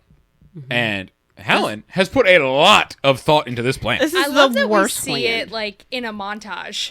I think it's one of the best looking parts of the movie. Yeah. Like I the like- outfits they put all three of the characters in this montage look fantastic. I on think them. it's the best costume situation. Also it does a flip here. I read that if you watch the movie, for most of it, Madeline wears white and Helen wears red. Whereas in this scene, in the murder she wrote flashback or flash forward, it's reversed. Murder, She Wrote. Yeah. When did that come out? Is that around this time? I think that was 80s. Okay. 80s into 90s. But in this scene, Madeline is wearing red. Helen is wearing white along with Ernest. And it's great. She's like, you're going to take this bottle of tranquilizer and you're going to go into the bar or the lounge and you're going to put some on every single wine glass. And the shot of Ernest doing this, he's wearing the white tux. He's got black leather gloves on. He walks in carrying this big candelabra. Yeah. Being extra as fuck. And it shows him putting this tranquilizer on every single glass. And they're like, well, when we're at dinner, no matter what glass she drinks out of, she'll get hit with it. She'll pass out. We'll finish dinner. We'll take her up to the cliffs, put her in her car. What gets me, though, is when they're finishing dinner and they're toasting, getting ready to drink from the wine glasses. I'm like, don't these wine glasses have or poison on them? They probably picked different cups. Oh, because my guess was that they Princess Bride it, and so Madeline or Helen has been like developing. Microdosing? Yeah, they said you have to put it on every glass, no matter which glass she picks. Right. It'll be poisoned, essentially. Yeah. But the glasses they have, I think, are just different glasses. Oh, okay.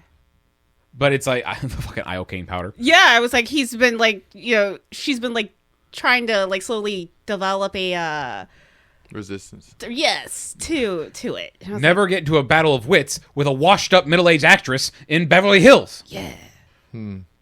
But they throw her in this car, and they're like, we'll just make it look like she was drinking. And they have about 20 empty bottles of booze on the floor of this car, and they put one in her hand, wedge it behind the steering wheel, and we'll just put her foot on the gas, and we'll send her over the cliff. And this is some phenomenal dummy work, because this car goes over the cliff with a very clear Meryl Streep dummy in it, explodes, and Helen and Ernest are standing there at the top of the cliff, still in their white outfits, and they're like, we'll call the police and report we saw someone drinking and driving. And then Ernest does a really bad impression of that. And by the time they do the autopsy on her, the tranquilizer will have evaporated, and we're off scot-free. Case closed. I love that she still has the bottle in her hand. In the morgue? In the morgue. Yes. And the one guy is like, drunk driving. This is our own fault. Mm-hmm. And she's just cooked and burnt up. The glass is melted to the hand. I wonder how they'll get, or how they plan on having, she's dead, right? How would she be able to hold the glass? Gorilla Glue. Oh, okay. Yeah. Gotcha. He's going to put Gorilla Glue on her palm. That checks out. Okay. Madeline, hold this.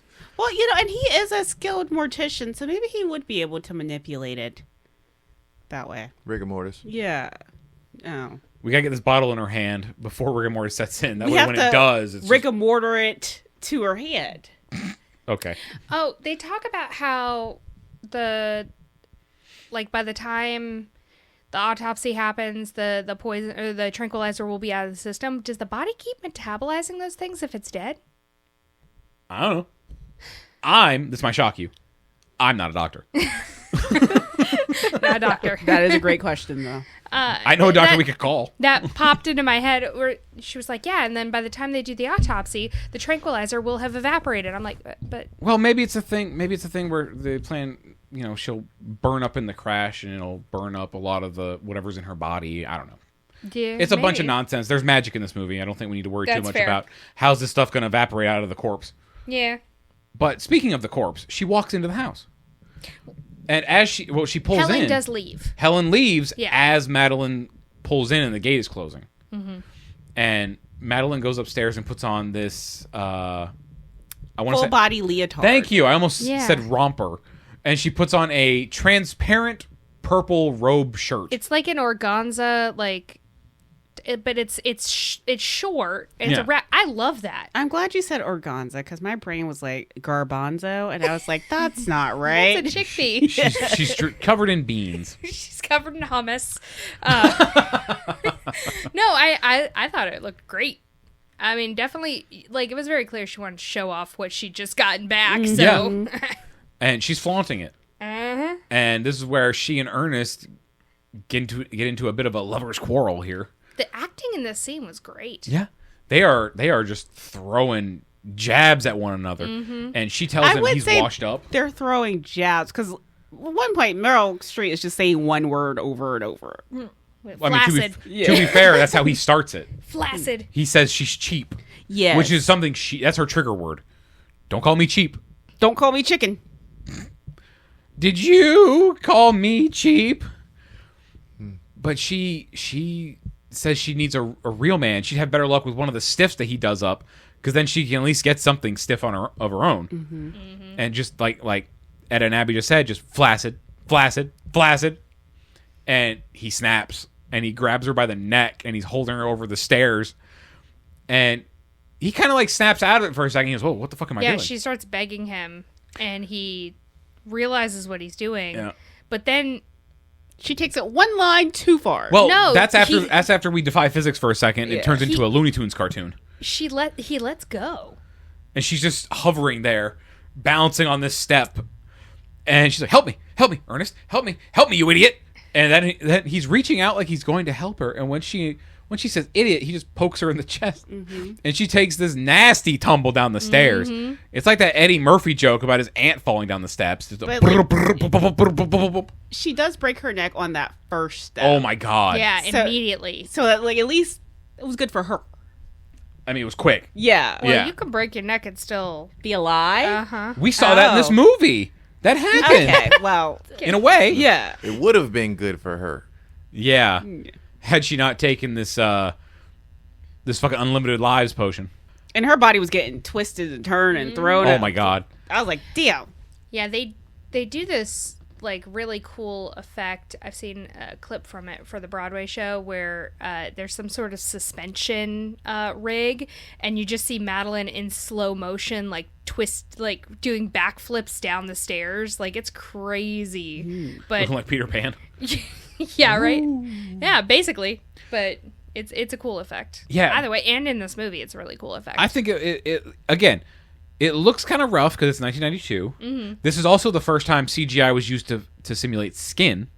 And you could tell. Yeah, you can tell. It was rough. But when she lands at the bottom of these stairs, her body is so twisted and mangled. Yes. And Ernest is just like, oh no. But he runs to the phone, and this is, again, showing how stupid this character is. I wouldn't say he's stupid. He's just drunk. Yeah, he's drunk. He's so drunk he's stupid. Basically. But he runs to the phone, and he goes, Helen, it's Ernest Menville. I did it. I killed her just like we planned. And it's like, what the fuck are you doing? Full name. Shut up. And Yeah, I pushed her both down the names. stairs. She's dead. She broke her neck. She's laying at the bottom of the stairs right now. He might as well just be like, and my social security number is this? I live at this address. But it does a hard cut to Helen sitting in her crazy mirror. And she's wearing a Just Do It Nike shirt. And just very calmly, and what part of the plan didn't you understand? We went over it 3 times. And she also says, did you call the police yet? No, I called you first thing. She goes, you fucking moron. Now they're going to check the phone records and see that you called me instead of calling 911. Oh, okay, I'll call them right now. No, don't call me yet. Let's figure out what you're going to tell them first. And they come up with this plan to say, we were on the phone talking. She fell down the stairs. She heard she's like, tell them you heard this loud scream. Mm-hmm. And then when you looked back, she was at the bottom of the stairs. Yes. Yeah. Do you think they'll be able to figure out the time that the phone call compared to when she died? He goes, no, it's not going to be that accurate. And while this is happening, behind him, nightmare fuel starts. Yeah. Great Because shot. we see parts of the body start to move. Yeah. And every time he looks back at it, she stopped again. And she gets up, and her head is completely backwards. Uh-huh. And she waddles over to him. Yeah. And he's talking about, we'll go bury her and blah, blah. And she goes, Ernest. And he turns and looks and he screams. And he says, don't talk to me. Don't touch me. Don't talk to me. And she's like, oh, you're in big trouble now, mister. And she doesn't realize yet her head is backwards. Nope. Because she's trying to walk through the room and sit down, and she misses the seat because her body is backwards. Mm-hmm. And he goes, look at yourself. And she looks down and she goes, oh my God, my ass. I'm looking at my ass. I'm surprised she didn't go like, and what a great ass that is. Right. That would have been funny. It wasn't the time. No, it was a little, but this is also Meryl Streep's first time doing a movie with heavy visual effects, and it was also the last time she did it. Apparently, she hated working on this movie with the visual effects part of it. Why? She just thought it was terrible work. Like she's like, this shouldn't be. Movies don't need this. And then I thought about it for a second. I was like, yeah, a lot of her movies are very just, for the most part that I know of, grounded, down to earth movies. Like Devil Wears Prada. Not really a whole lot of special effects you needed for that movie. There's a second one coming out. I saw that, and they're bringing back like all the main characters. Yeah. From the trailer, it looks like she may have Alzheimer's. Like, it was she doesn't recognize hardly anybody in that movie. That might be one of those things where she's just, an asshole. Yeah. Like Miss I Piggy. can't tell. Miss Piggy doesn't know Fozzie Bear. She's known him for 50 fucking years. Yep. She just calls him Bear. Oh. Is that the bear? Bear, you. Yeah. Fozzie, Bear right. Frog left. What? Oh, that's cute. But she's like, notices her head is on backwards, and Ernest's like, it's probably just a dislocated neck. It's probably fine. And I've heard of this. This could happen. Well, she turns her own head around, and then she's like fixing her neck, and then when she turns to face him, she's got this big ass fucking bone protruding under her skin over her collar, and she goes, I think I might need a doctor. And they rush to the hospital. And this is my favorite scene in this whole movie. I love Bruce Willis in this scene because his running, the way he like shuffle runs. He is shuffling. Yeah. That is a perfect way to describe it.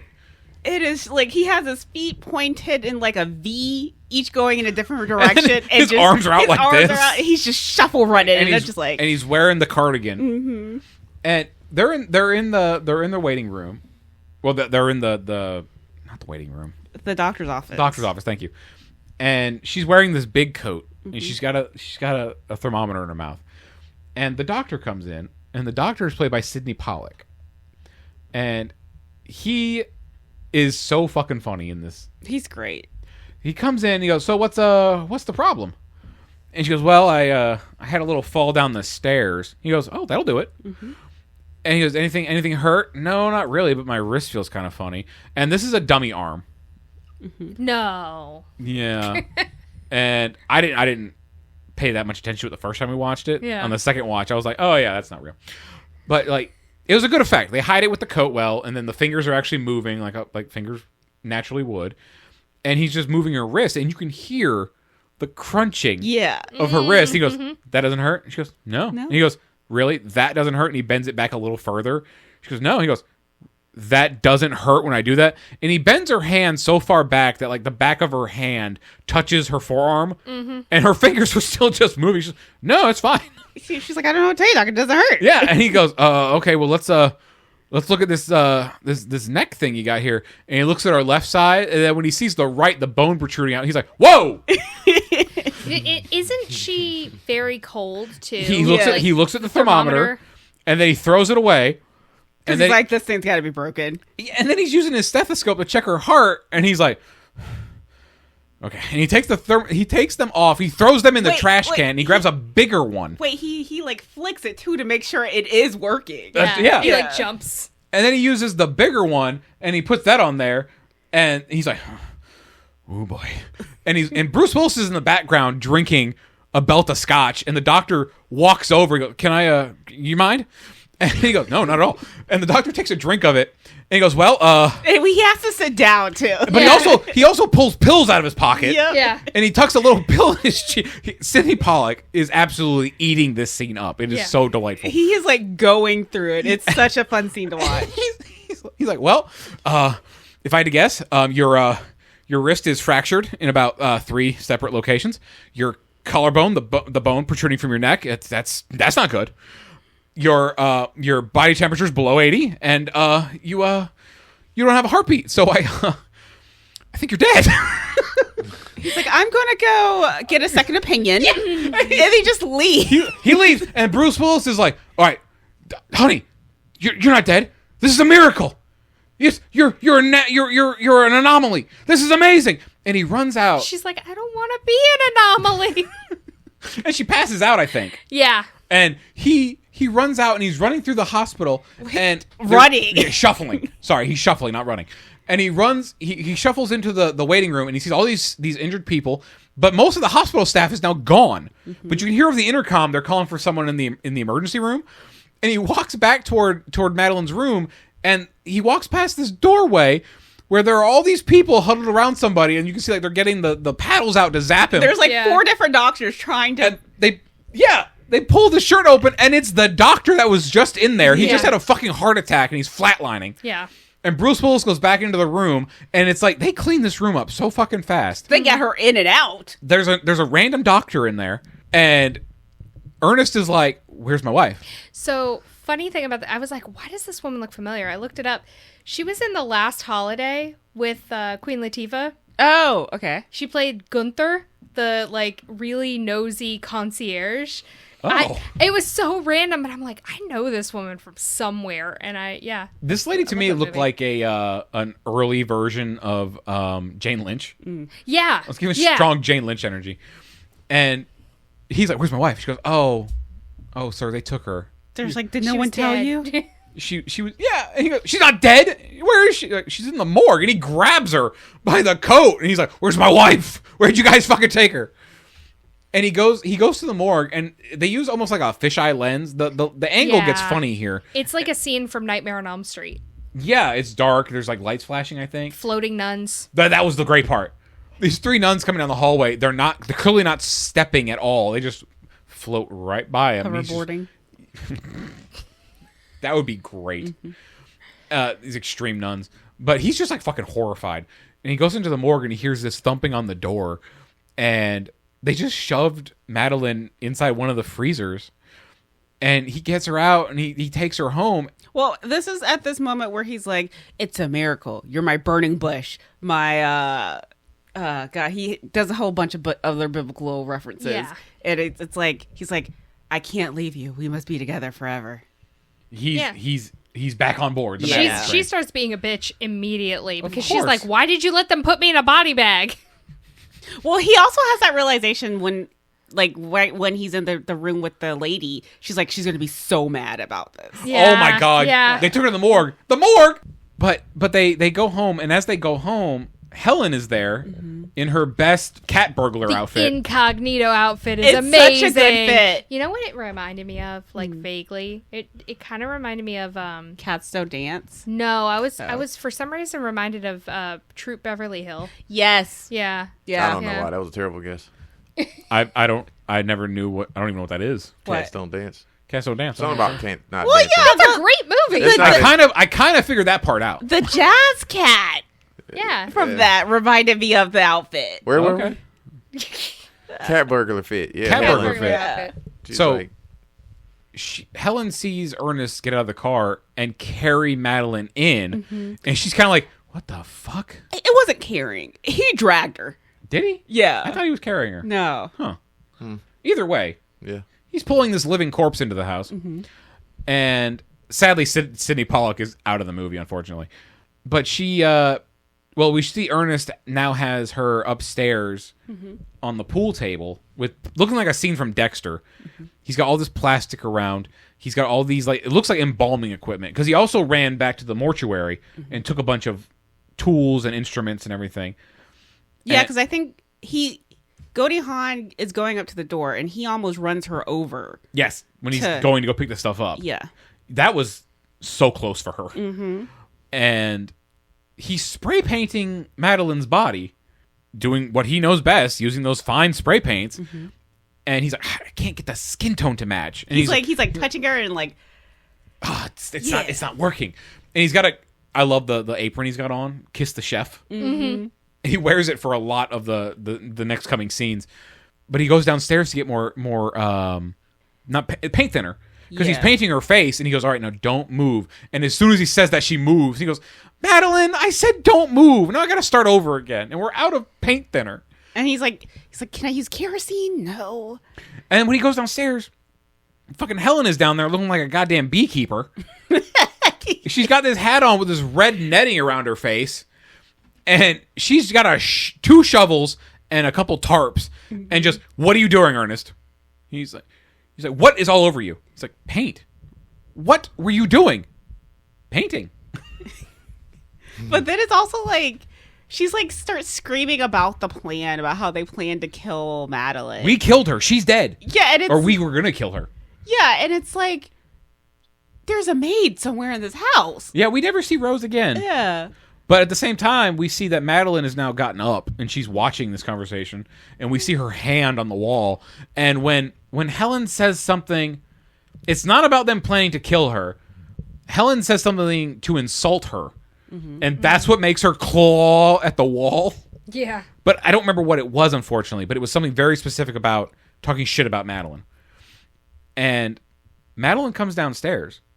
And we have a new little feature with Madeline. Her eyes are now violently purple, which I think is a very fun special effect. You know what we didn't mention that feels important to mention now? What's that? Lyle gave Madeline a pin.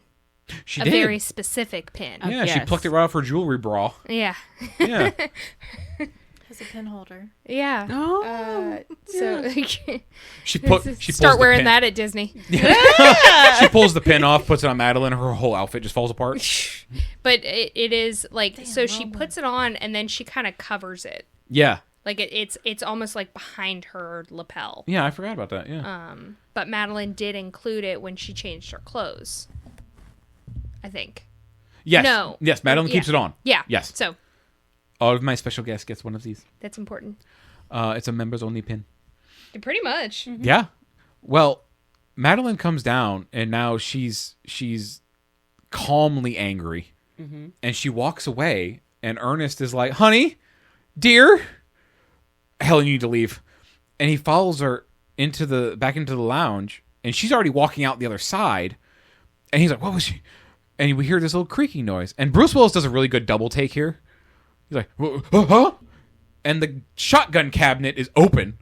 Yep. And he runs back out, and Madeline walks up behind Helen, and she says, "Well, Helen, and she says something like, "No hard feelings." And she points this shotgun point blank at Helen's belly and shoots her, and she flies through the air like a Quentin Tarantino movie.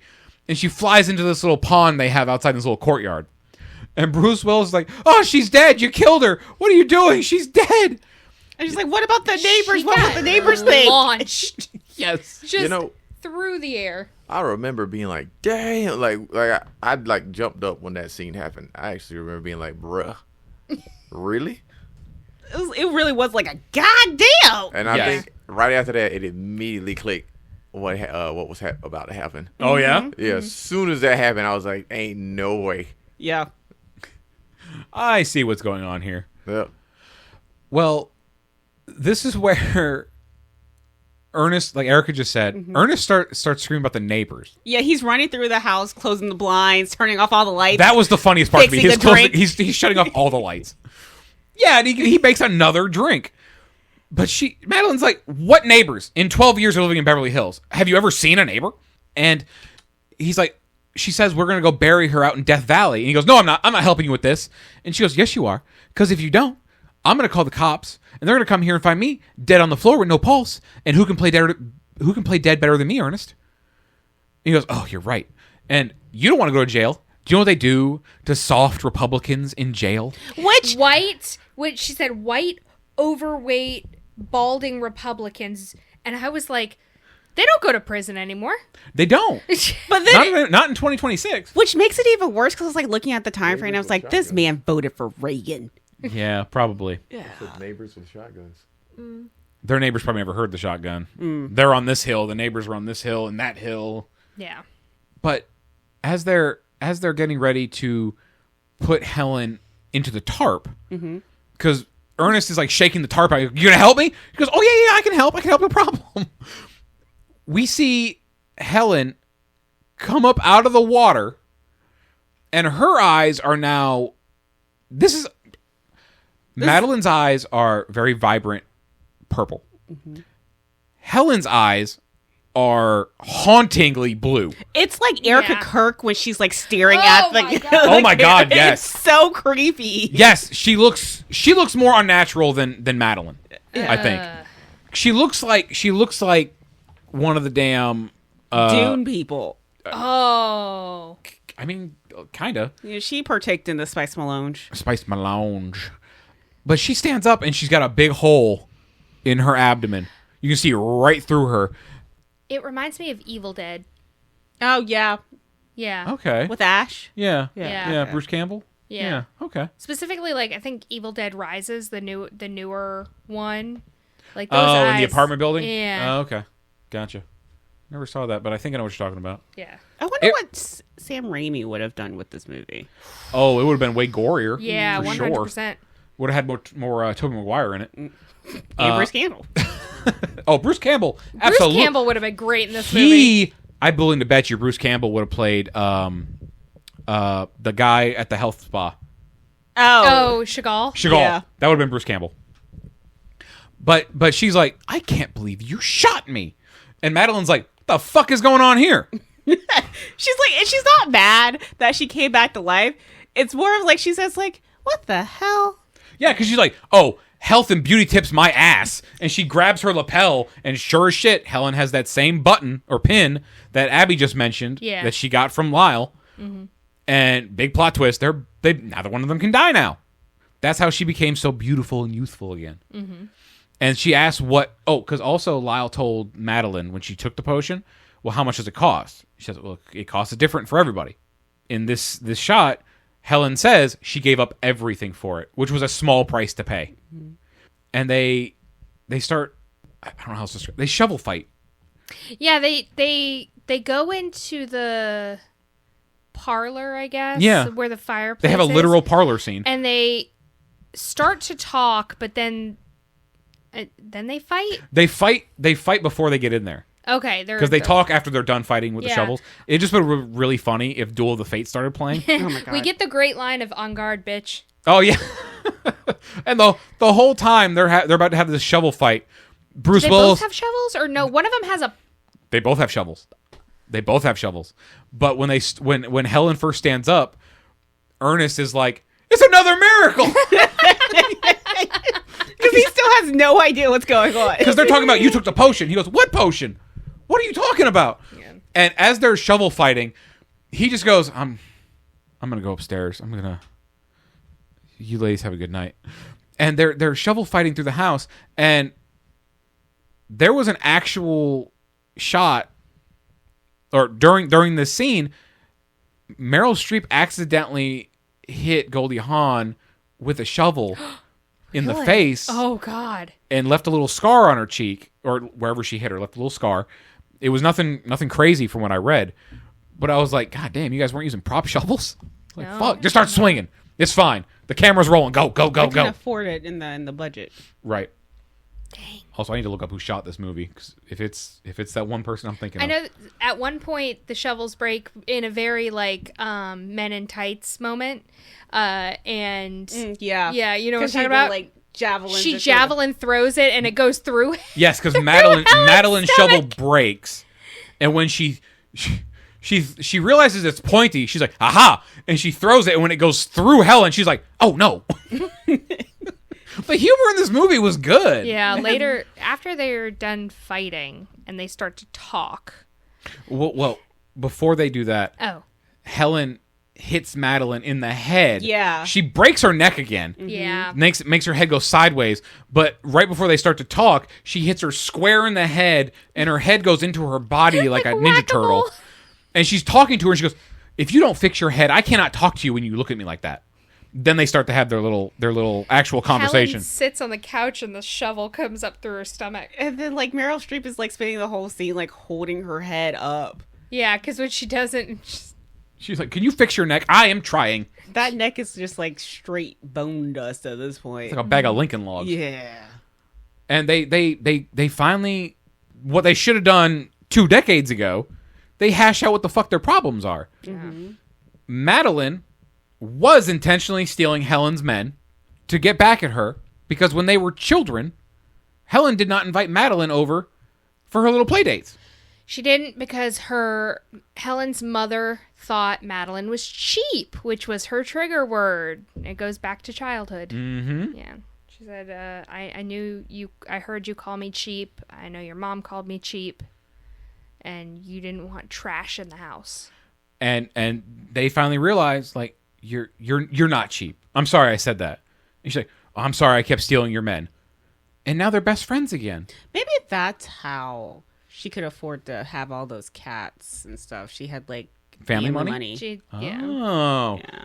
Also, real quick, the director of cinematography for this movie was Dean Cundy. Dean Cundy! The guy who shot Back to the Future, he shot Jurassic Park, he shot Halloween. Oh. He's very prolific director of cinematography.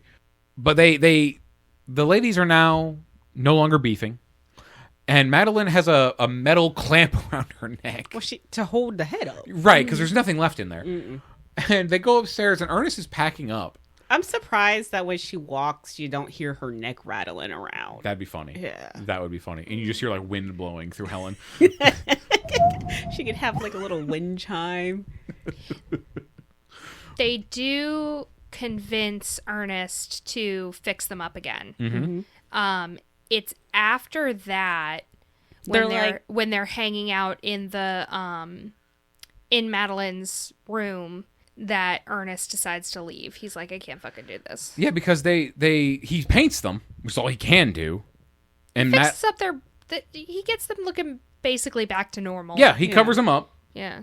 And But that's when they had, like, he makes a deal where he's like, I'll fix you up this one last time and then I'm leaving. yeah, I never want to hear from you again. Yeah. Leave me the fuck alone. Whatever this weird, unnatural shenanigans that you two are up to. That shovel fight, though. Because she had, like, Goldie Hawn in the scene has this weird unblinking stare. It's those weird blue eyes. It's Yeah. very gross. They're they're a pale, almost white blue color. Yeah. Eerie. The skin peeling. And her eyes are always open so wide. But yeah, then the paint starts to peel. Ugh. And Madeline's like, oh, you're peeling. And she pulls it, and you can see her skin is gray. Ugh. And like, oh, we'll get Ernest to fix it real quick before he leaves. And they go upstairs. Oh, no, before they go upstairs to see him, they're like, well, what if this happens again? We need him to stay around. We'll take him to Lyle, and we'll have him drink the potion. And Ernest is upstairs packing a bag, and he's got a photograph of him and Madeline's wedding day. And he's got a photograph of him and Helen on vacation. And he just kind of goes, huh. And he throws them in the trash. He's like, I'm done with this shit. I'm done. And they come in, and they made him, again, the world's largest drink that they have drugged. And they're trying to get him to drink it. And he's going on this whole spiel about how he stuck around with Madeline because he made a vow, through better or worse, or through until death. And he goes, you're both dead now. I kept my word. I'm done. And he's walking out, and he's got this drink, and he's just gestating with it so violently, everything is spilling out, which is great visual gag. And he goes to drink the last bit of it, and it's just a little bit left. And he's like, you know what? And he pours it into the bush there. He goes, I think I drink too much. He sat it down, and Erica had a really funny joke about it last night. It was, I was like, how funny would it be if the plant died and then came back? And I was like, because the plant secretly took the potion. Now you have this immortal plant walking around. Oh my goodness. But he didn't drink it, so they both grab these gigantic vases and smash Ernest over the head with them. And he's just like, hello? When he gets hit that first time. And they clock him again and out. Well, then he goes to fall backwards, and then they grab him by the tie and pull him forward. Because he's at the top of the stairs. And he wakes up, and he's now at Lyle's house. Yes. And this is where we get the body double scene. Yes. And he's also no longer wearing the clothes he was wearing earlier. He's now in a tuxedo. Yeah. Someone changed him. And Lyle is swimming in a pool, and she gets out, and who would be there to give her a towel that is also a robe, but fucking Fabio. Yeah. Yeah. Okay, that was Fabio? That Yes. was Fabio. That was Fabio. I thought so. I was like, yeah. Again, how I want to live in my old age. Just swimming with a scarf on. Tits out, big robe. I don't know if I would have. That was my issue. I was like, why has she got the scarf on in Yeah, the she pool? gets out of the pool, and you can clearly see this long ass fucking scarf. This lady's trying to drown, and she puts on this robe for a second, basically pat dry, takes it back off, and Ernest is just like, huh, a babe, but also, where the fuck am I? And she goes, oh, I hope you don't mind, but Tom and Harry had to undress you. You weren't dressed properly for the occasion. She has this crazy ass robe where it like kind of like halos her. Yeah. And I was like, I am not dramatic enough. Like, I'm not being dramatic enough in my 30-year-old See, life. that's what I'm saying. Yeah. Tits Also- out, big robe. Also, this robe is another piece of clothing that is holding on for dear fucking life. Because it just has like one or two little buttons down around her waist that are holding this whole outfit together. Yeah. I mean, and I get letting your tits breathe. I'm a big fan of that. Her tits were going for a swim. But like in this drafty castle, I'm Breaststroke. like, you ain't cold? That's a good point. Yeah. She took the potion. Oh. She doesn't feel. I don't feel cold. Okay. Like Barbosa from Pirates of the Caribbean. You better believe it in ghost stories because you're in one. Oh my god. See these women right here? They can't die. So she. That's she- definitely what Bruce Willis is telling people throughout the world after he leaves. There were dead women. They were fighting with shovels. Yeah. But he's offered the same deal as Madeline and Helen. Lyle tells him, you can take this potion. She does the same reveal. It's got the box. Smaller box comes out. It opens to reveal an egg. The egg opens up with a little ribbon on top, and the vial comes out. It stands upright. It's just Dramatic. container after container after container. I'm like, damn. It's like the reverse of that scene from Love Actually where Rowan Atkinson is wrapping the present. Yes. I've never seen that movie. That's a stay tuned for sure. No, Yeah. let's not. Yeah. Let's just not. Let's just not. I know that movie's gonna be terrible. It's so good. The only good part about it's gonna be the only good part is the fact it had Alan Rickman in it, He was the worst. and he was the playing worst. he was playing a shithead, from what I understand. But I loved Alan Rickman. Funny enough, he was also in that scene. Yeah. Yes, he was. You're rapping that wrong. But he is kind of like that. He's like, oh, for fuck's sakes. Yeah. So he's getting sold the same bill of goods as everyone else. You'll stay youthful forever. She does the same thing of, let me see your hand. I'm gonna stab you real quick. Don't worry about it.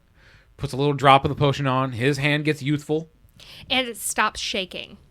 I noticed that. Yeah. Yeah. His right hand is still shaking like fucking Gene Wilder from Blazing Saddles. Yeah, but this is my shooting hand. See this hand? Steady as a rock. Yeah, but I shoot with this hand. That's a great movie if you guys have never seen it. The language is a bit rough. It's a movie of its time, for sure. Yeah, you can definitely tell Richard Pryor helped write that script. But they he like has the bottle in his hand, and she's being very, very dramatic with this. She's like, drink it and live forever. And he's like, hold on now. That sounds kind of suspicious. He's like, you mean what if I get bored? What if all the people around me are going to die? And she's like, so? That's basically the look on her face. Like, who the fuck cares? We're going to live forever. He's like, get new people. Right. Like Lewis Black said, I'll make new friends. And he's like, what if I get into a car crash? What if I get shot? What if I get maimed? I don't want to live like that. Not maimed. Maimed. And she's just like, what the fuck are you talking about? You're going to live forever. Drink the shit. And he runs for the elevator, I think.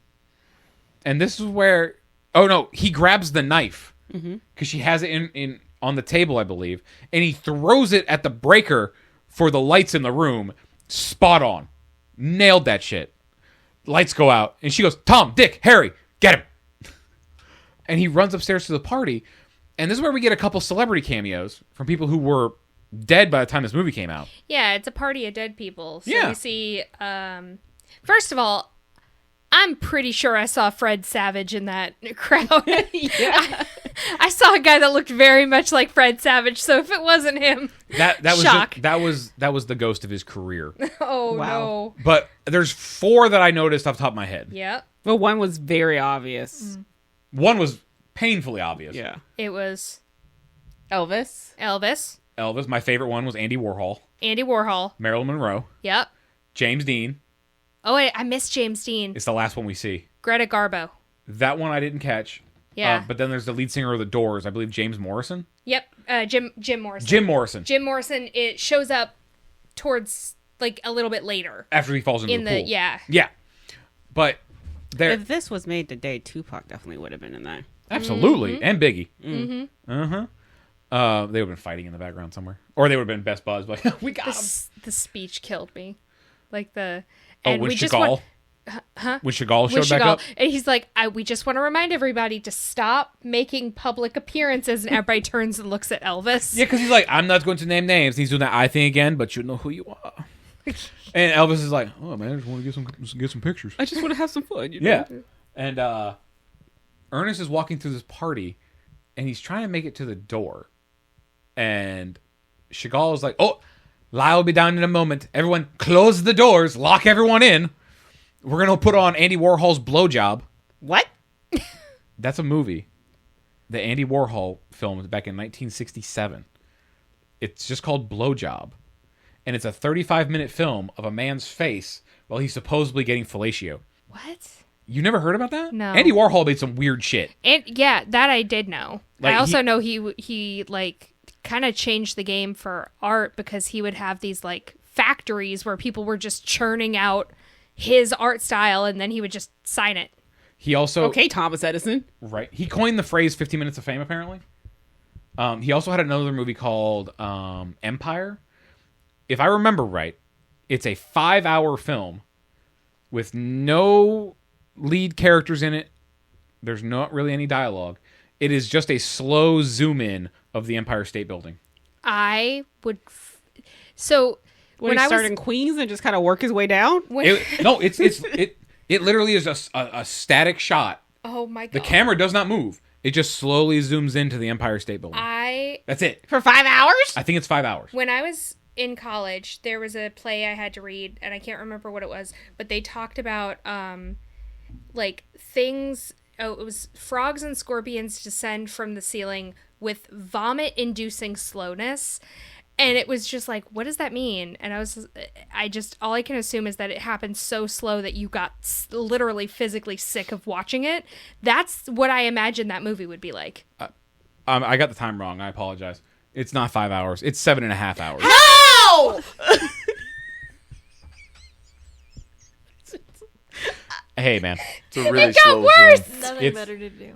Yeah, nothing. He's like, I gotta waste all this film. They had the good drugs, so Oh, my God. Oh, If you ever look up what Andy Warhol looked like, you can definitely tell he was probably on drugs. I figured it my out. They had the God. really good drugs, and you never realize that it has even started because of how slow it's going. You're just like, I don't think this movie started just yet. You just spend most of the time waiting on it to start. There's opening credits, the building in the distance, slow zoom in over 7 hours, and the credits roll again. You're like, where was the movie? Yep. I must have passed out. Yeah, I'm you're gonna just watch like- this again. Did it start?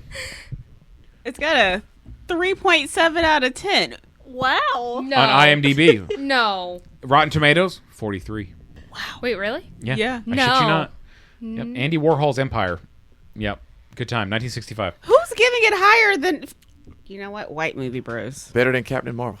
I'm kidding. I don't know what that had. Bruh. I'd rather watch Captain Marvel. It's shorter. So Andy Warhol, Marilyn Monroe, Elvis, Ernest cannot get out because they've closed all the gates. He's very nonchalant about it. And Madeline and Helen have spotted him. Yes, as he's making his way to the elevator. And when he gets on the elevator, he's not sure what foot pedal to hit, so he just hits one and it takes him up. And he is now on the roof of this Beverly Hills Gothic mansion. This Yep. is where you get the zoom out. Again, but Every major city has to have one, I guess. Yeah. and they're all over LA. Everyone knows that. But it's great matte painting work. Mm-hmm. I think this looks awesome. I'd rather have a matte painting than CGI. And he's like, all right, well, I'm stuck up here. A Doberman bit my ass just now in the elevator. But I can see there's another stairwell over there. I'm going to crawl across the top of the roof to get over there. And it's very important to point out in this moment, while he's doing this, he still has the potion in his pocket. Mm-hmm. And Helen and Madeline show up, and they're like, Ernest! And it scares him, and he fucking falls, and he gets stuck on a gutter. By the world's strongest gutter and the world's strongest suspenders. These Yeah. suspenders are built Ford tough. Yeah. I apologize, that was Had a terrible. little bit of accent to there. Proud Yeah. of you. And he, not only is he hanging by his suspenders on this gutter, but it also swings out away from the building. Yeah. So now he's just hanging there, looking like he's falling from a parachute. Yeah. And they're trying to reach him with this scarf, and they just very lazily just like let it go, like they're half-ass trying. Like, oh, all right, Ernest, you still have the potion? take the potion. That way when you fall, you can just put yourself back together again. It'll be fine. Don't worry about it. And he's got the potion out, and he puts it to his lips, and he's like, you're on your own. He closes it, and he drops it. Mm-hmm. And no sooner does he drop it, the suspenders give out, and he falls. And when he falls, the ladies, their faces go from concern to, oh, shit. Fuck. And Ernest falls, and he lands through the, not mosaic, but the stained glass above the pool. He falls into the pool. He lives. He's fine. The glass broke his fall before he hit that hard water. Jim Morrison is there with a blonde. Yeah. And he's like, hey, you almost done? Yeah. Hasn't Jim Morrison been dead since like the 70s? Yeah, wasn't he one of the 27 Club? I don't know. I don't know much about him. I know Val Kilmer played him in the biopic. There were a bunch of celebrities that died at age 27. Yeah, James Kurt Dean Cobain, was one. Amy Winehouse, Jimi Hendrix. What's the... My mom loves her.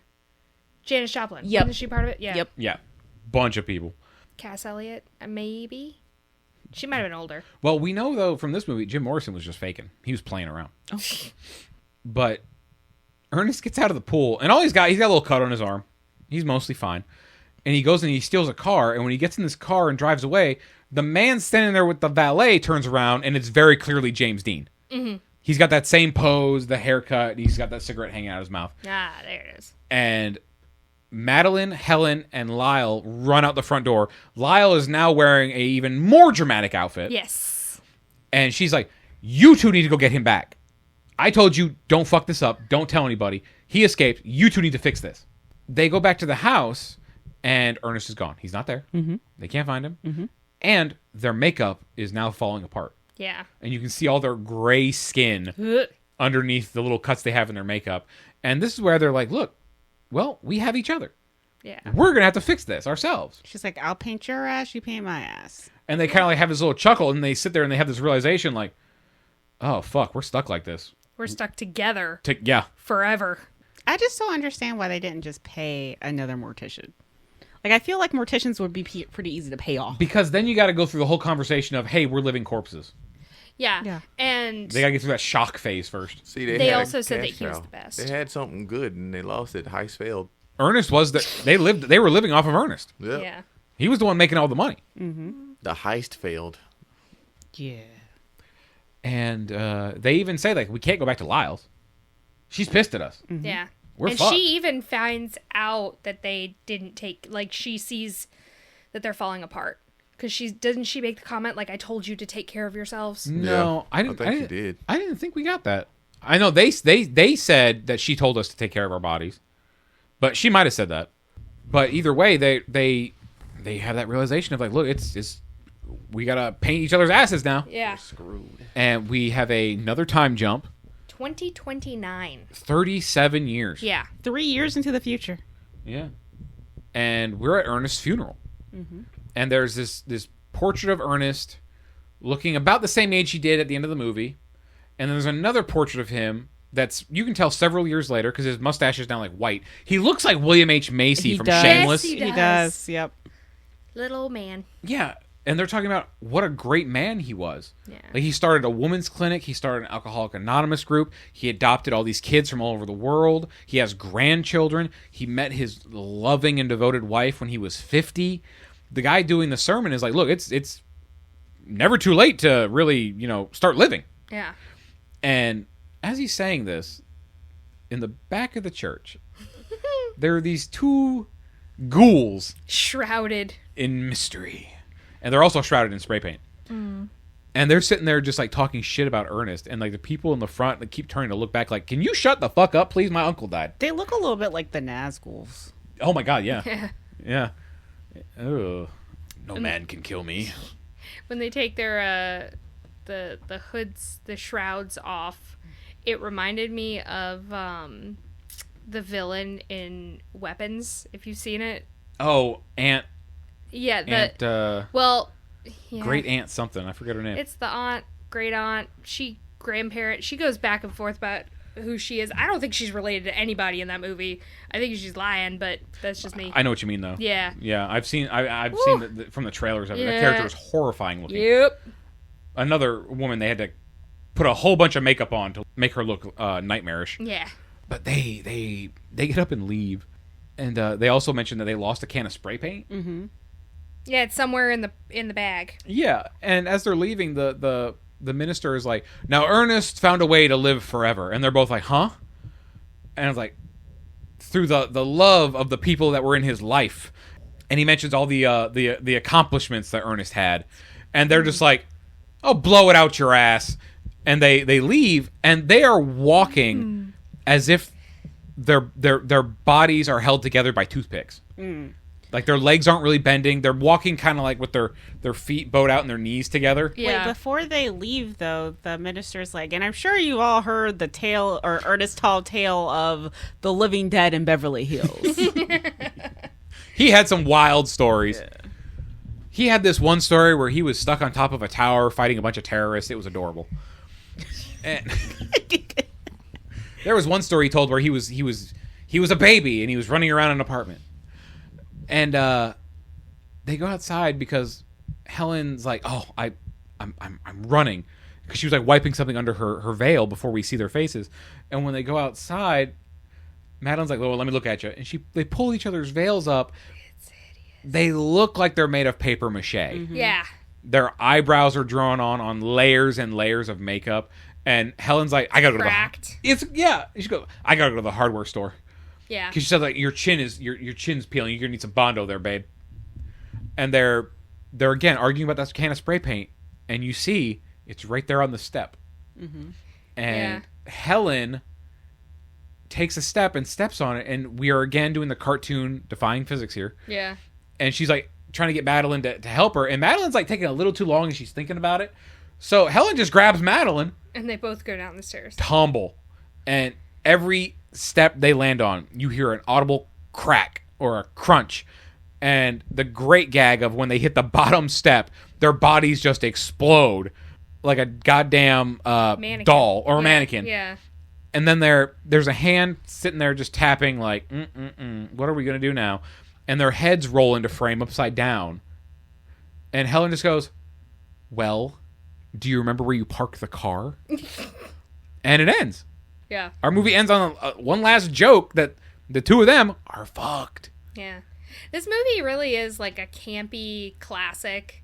Like, even Sabrina Carpenter parodied this for her Taste music video. We talked about that. Yeah. Yeah. Mm-hmm. Yeah. Was it was her and Jenna Ortega? Yep. Yeah. Yeah, they referenced this and Kill Bill. So it just kind of goes to show how I think that's timeless why I picked this it, movie is. because I was like, I've never seen Death Becomes Her. I've also never seen Kill Bill. But I was like, let's pick it for the season. Yeah. Never seen Kill Bill. Yeah. No. That would have been a stay tuned. No. I don't like Quentin Tarantino. Yeah, I don't either. Look, I don't like that guy See a either. lot of feet. Actually, I don't even know that guy. So, what are we talking about? I know he likes feet. Yes. But our movie here came out in 1992. And if we had gone to see this in the theater at the time it came out, we would have paid about $4.15 to see it. Those were the days. Wasn't it? Mm-hmm. So, I'm going to save Erica for last here. Because it was your movie. Because you picked it. There was that one, I think, where I got to go first. That's I not don't this, that's remember not this time, though. Oh, okay. Well, You're going last. But I'm going to start with Abby. Yeah. What'd you think about this movie? I love this movie. And would you have regretted seeing it in the theater today? Ooh. I don't think I would have regretted seeing it in the theater. I don't think that there's any major benefit to seeing it in the theater. I think it's just as watchable at home. That being said, we've got a nice theater downtown that shows older movies, and if it ever comes there, I'll probably take a minute I'll probably go there and watch it, because it's just a fun movie. It's campy. It's got two amazing actresses as the leads. It's got Bruce Willis being crazy. Shuffling around? The side characters, like, I just feel like there's nothing in this movie that needed to be cut out. And nothing needed to be added. It's just great the way it was. Yeah. Well, okay, I will caveat that. The fat suit scene. yeah. Oh. I didn't like that part. But that's just... Could have other tweaked than it a that. little bit differently. Yeah. 1992 times. Had it show her 1919. being lonely just a little bit differently. Yeah. Instead of that stereotypical fat cat lady. Yeah. Gotcha. But yeah, definitely no regrets. I liked it. Etta, what'd you think? It was a good one. I enjoyed it. I actually, when Erica picked it, it was on one of my lists to watch. Nice. So, yeah, we watched it early, but I liked it. It was a good classic love triangle drama that worked very well.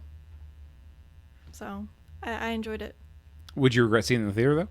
No, I wouldn't have. Awesome. Yeah, it would have been fun to see in theaters. Jeremy, what'd you think? I liked it. As y'all already pointed out, it was fun. It's pretty good comedy. Great cast. I don't really have much to add other than that. I don't think I would have hated seeing it in the theater, especially not for $4. $8 on a date. Yeah. I mean, I'm kind of, I can't really add much more. This was a fun movie. I liked it. I hadn't seen it since I was a child. Your parents had you watching some weird movies as a child. What do you mean my parents had me watching? Oh, sorry. You were watching some weird movies as a child. Thank you. But it was a fun little movie. Even though all the characters in it are unlikable, the actors that play them make you enjoy this film. I like when we take it back to like Frankie and Johnny. I like Al Pacino, Oh, I do not like but his character in that movie was terrible. This movie, even though the characters are terrible, I still like them. I think I want to add to that it's definitely a more realistic depiction of how people actually are Yeah. versus movie characters. Yeah. Yeah. Where you get all these fucking great upstanding fucking people. That ain't legitimate. People are terrible. Not at all. Yeah. But no, I had a good time with this. I don't think I would regret if I had seen it in the theater. I didn't regret buying it on Blu-ray, but I had a good time watching this. Twice we watched it. And I will say the other good thing about it, to add on what Abby said, it is the perfect runtime. It is less than an hour 45, and That's without what I the was gonna credits, say. it's probably an hour 40. Yeah, it wasn't bad. It was a quick watch. Yeah. Good gags, the good humor. Sidney Pollack scene was phenomenal. All around enjoyable movie. I think everyone did a good job. So now we're down to the girl who put us through this movie. What did you think? Why would you phrase it like that? Yeah. For fun. That's usually how it is. I want to remind you, weren't you the one that put us through The Jerk? Hey, Yeah. Abby. Yeah. We're not talking about me right now. So how about you don't change the fucking subject and let's focus on her. Oh my god. I really like this movie. Like we said before, it was a quick watch. Like everything kicks off really quickly, which I like. You don't have to wait for the plot of the movie to start. So I do like that. I like the characters. Goldie Hawn was a little hard to look at in some scenes, and I really love Meryl Streep. I think she was so fucking funny in this. Like she might be like she was the worst, but she was one of the best parts of this movie. And it was good. It was really good. Yeah. I would not regret seeing this movie. Like if it comes to like the Nickelodeon or something, or hits we should be hitting like a Nickelodeon. Yeah, the Nickelodeon. Oh, the theater. Yeah. I'm thinking the damn channel. I was like, I don't think they would play this on Nickelodeon. I was on the same page as you. The I was Nickelodeon.